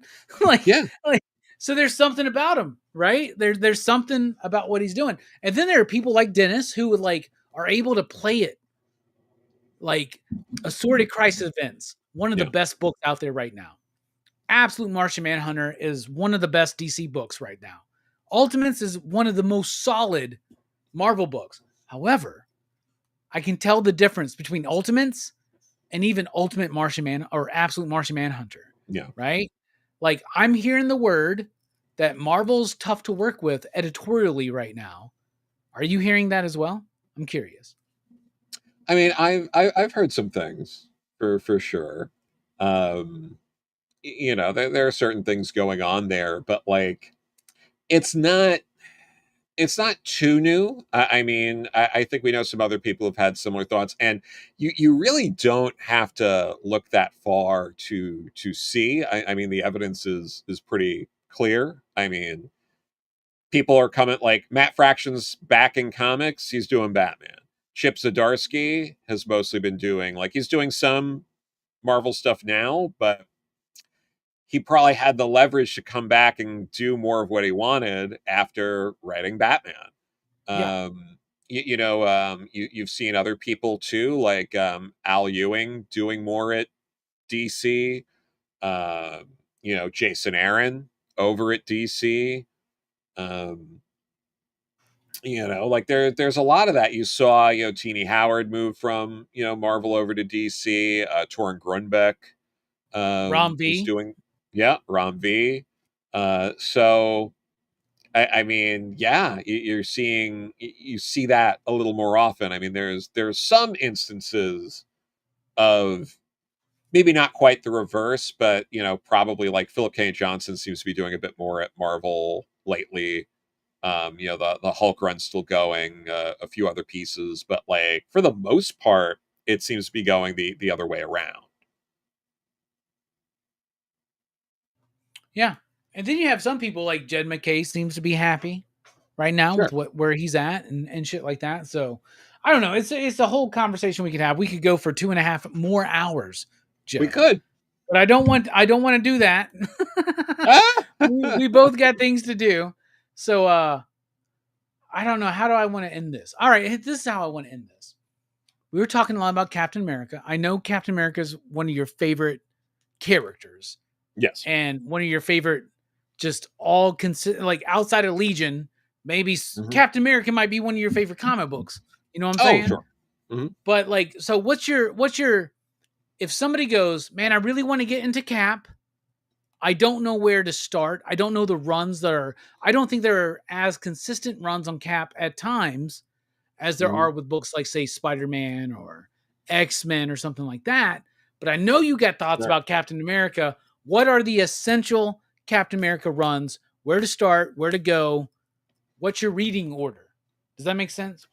No, sure. I mean, I do think it's cool to read Cap #1, the Golden Age Cap, and there are a handful of stories in there that I think are really good and really important. I think if you want to dive in, like if you're up for some Bronze Age fun, the Steve Englehart run is honestly incredible. I love it. That's like the original Secret Empire stuff, and all of that is in there. And yeah, it's mostly Steve Englehart and Sal Buscema, and it's great stuff. Is this If you post second Kirby run or This is third Kirby run? I should say. it's right before the third Kirby run. Okay, word. So it leads up to that. If you want some Silver Agey stuff, the Cosmic Cube uh, storyline, which I think is over 3 issues of Tales to Astonish, I believe that's a great little story. Um, Tales of it, Suspense, maybe. Tales of Suspense, yeah, whatever. What was it? It's collected in the folio collection, so I Nice. can double check. But yeah, it's a gret story, like just genuinely. Um, and while I have you here, I got Jim Steranko to sign my folio society here, because Nice. one of um, that is also another one. His stories, like he did a 3-part story Steranko. That's great. But yeah, Tales of Suspense 79 to 81. And then Captain America, I believe it's 110, 111, and 113 are the 3 issues that Jim Steranko did. Those are absolutely incredible. Again, you don't really need context for them. I remember one of Um, those covers, Captain America being kind of like this with the shield yeah, coming up, right? Yeah. no, it's incredible. I would say, again, the Golden Age Cap #1, Captain America 16 in the Golden Age. It's an early Stan Lee Red Skull story.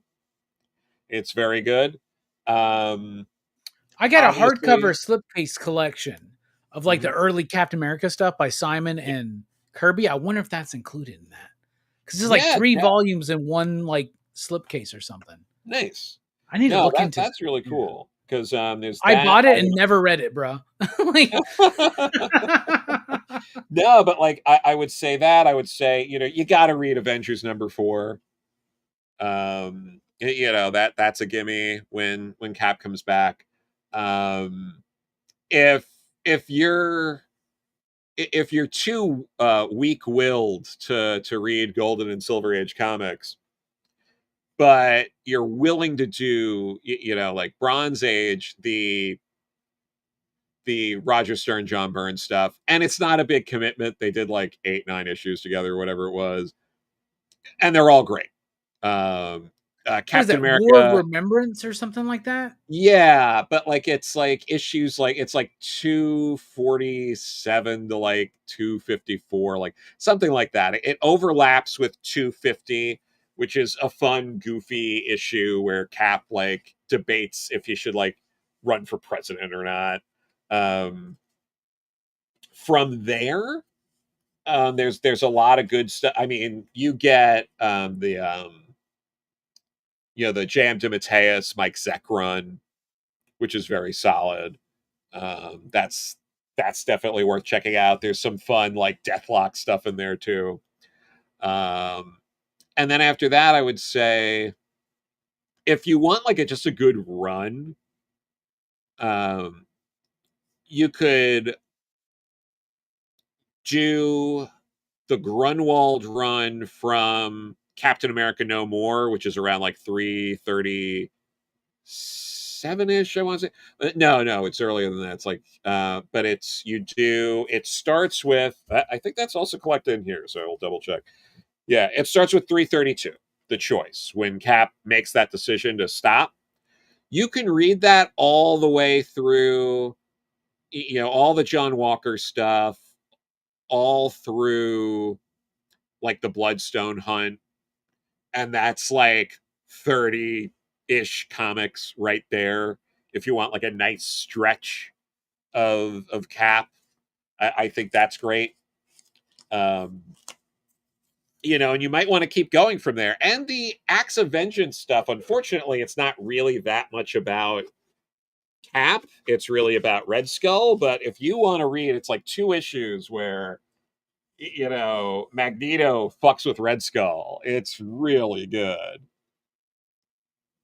And then like from there, like you have the Wade run if you want that, which is it's good. Do you not think do you like put Man Without a Country and Operation Rebirth up there as high as other people do, like including me? Yeah. No, but that's fine. That's okay. Okay. No, it's okay. It's good, but like I don't know. I feel like after Grunwald, we really get stuck in this rut of constantly tinkering with the history and looking. It turns into looking backwards instead of forward.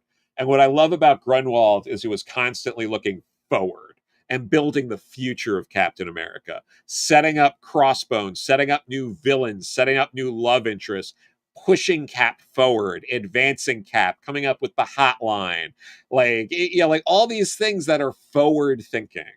And ever since then, it's all been backtracking, looking backwards.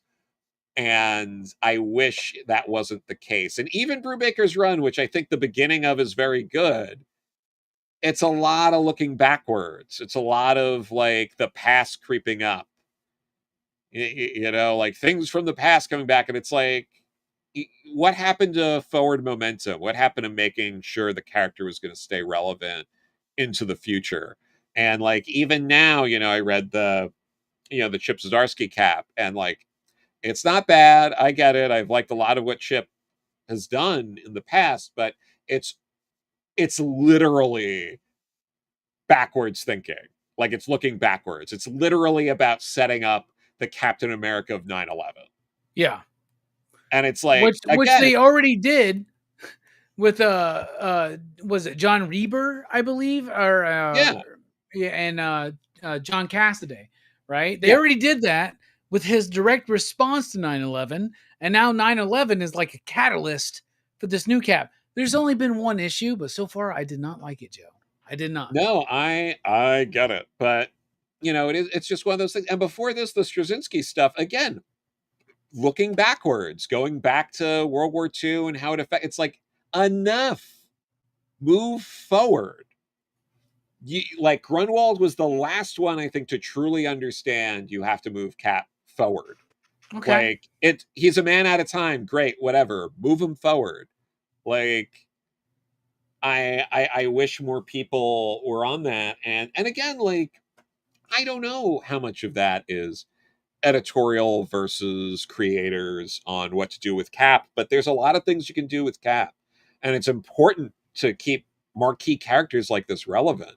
I mean, I remember when I saw when I got out of Winter Soldier, talking with friends, there had only been 2 Captain America movies. Obviously, it was an Avengers, but 2 movies starring Captain America. And I already heard people saying like, what do you even do for like the third movie? Like, didn't they do it all? They did Red Skull and they did Winter Soldiers. Like, what else do you do? And it's like, that's so pathetic.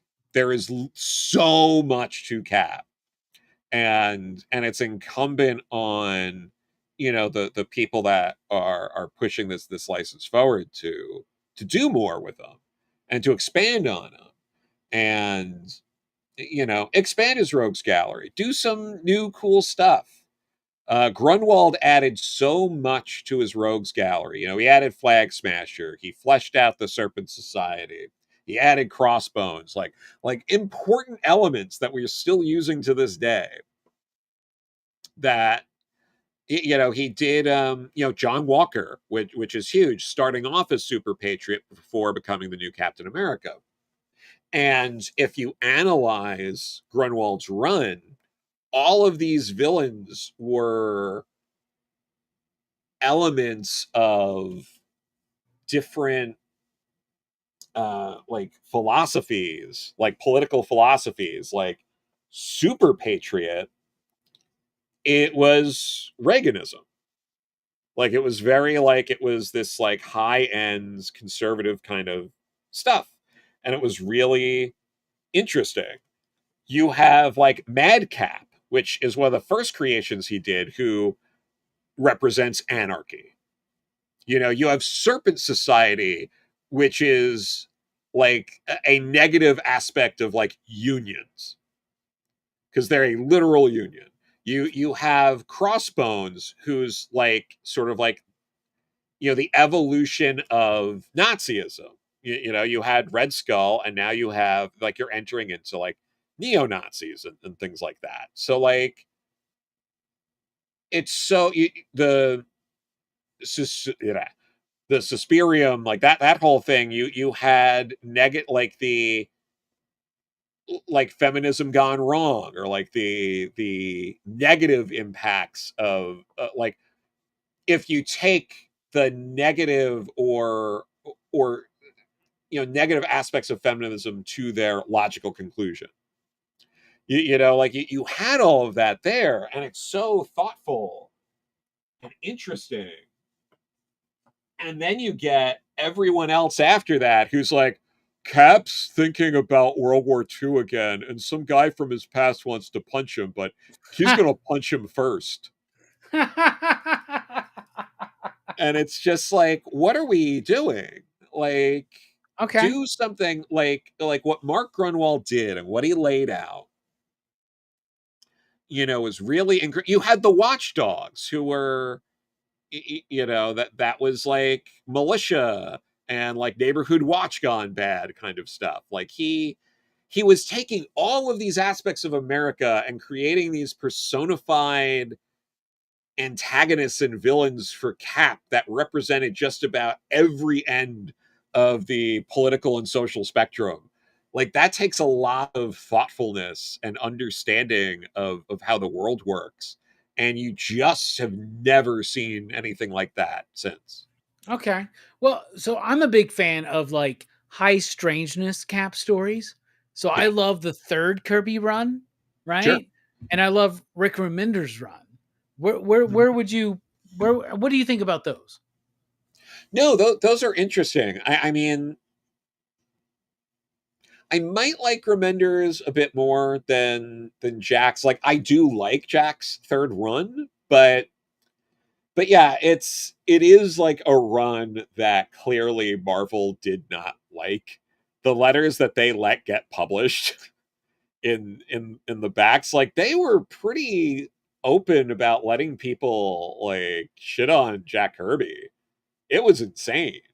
Was it like retaliation because this is after he left for DC and he came back cuz DC like didn't couldn't figure out how to make it work or something?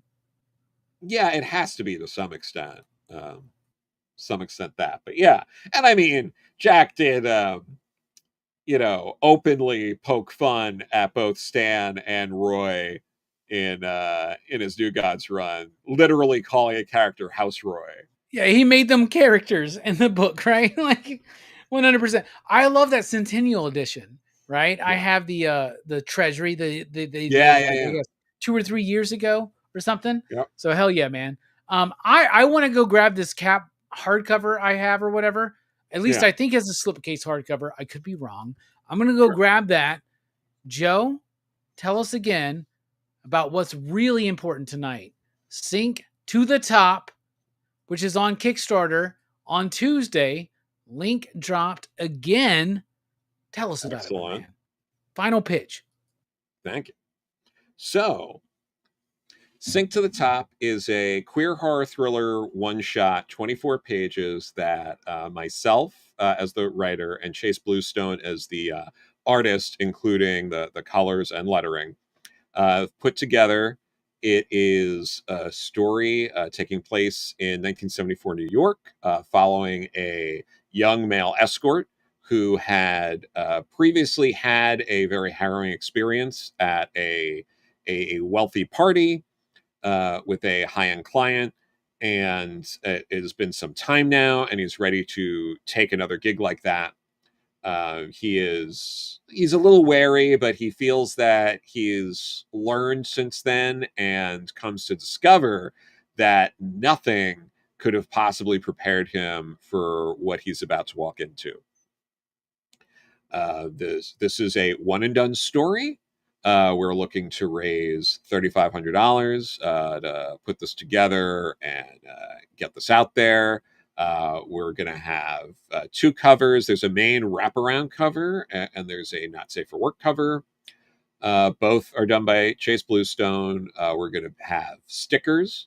There's a great bookmark. There's a print of the wraparound cover without the trade dress. Very happy with that cover. Chase should be very proud of that perspective from under the floor. It is insane to look at.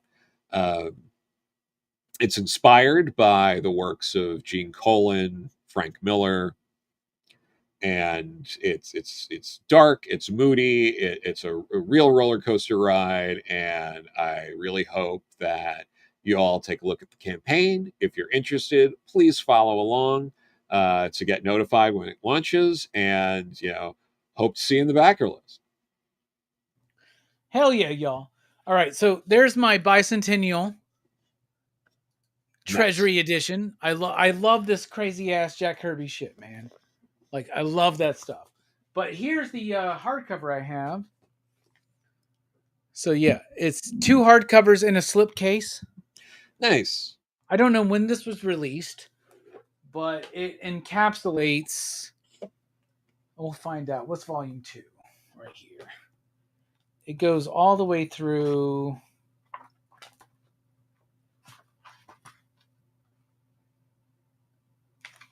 Oh shit! So this just collects the first 10 issues of Captain America, bro. Yeah. 1 through 5 here, and 5 through 10 on the other one. But it's a really cool fucking Yeah. collection that I have that I was really, really excited to buy, and I've never read it. And in fact, opening those pages right there, I don't think anybody's ever read this. Whoever owned this before that sold it to Yeah. my shop, I don't think they ever read it either. So hell yeah. I think Cap 10 is the last that Jack Kirby does anything on in the Golden Age. Yeah. Nice.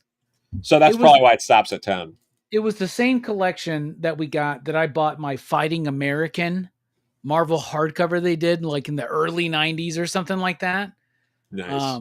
So I have that too, and I'm really excited. I want to dive into that. You got any thoughts on Fighting American?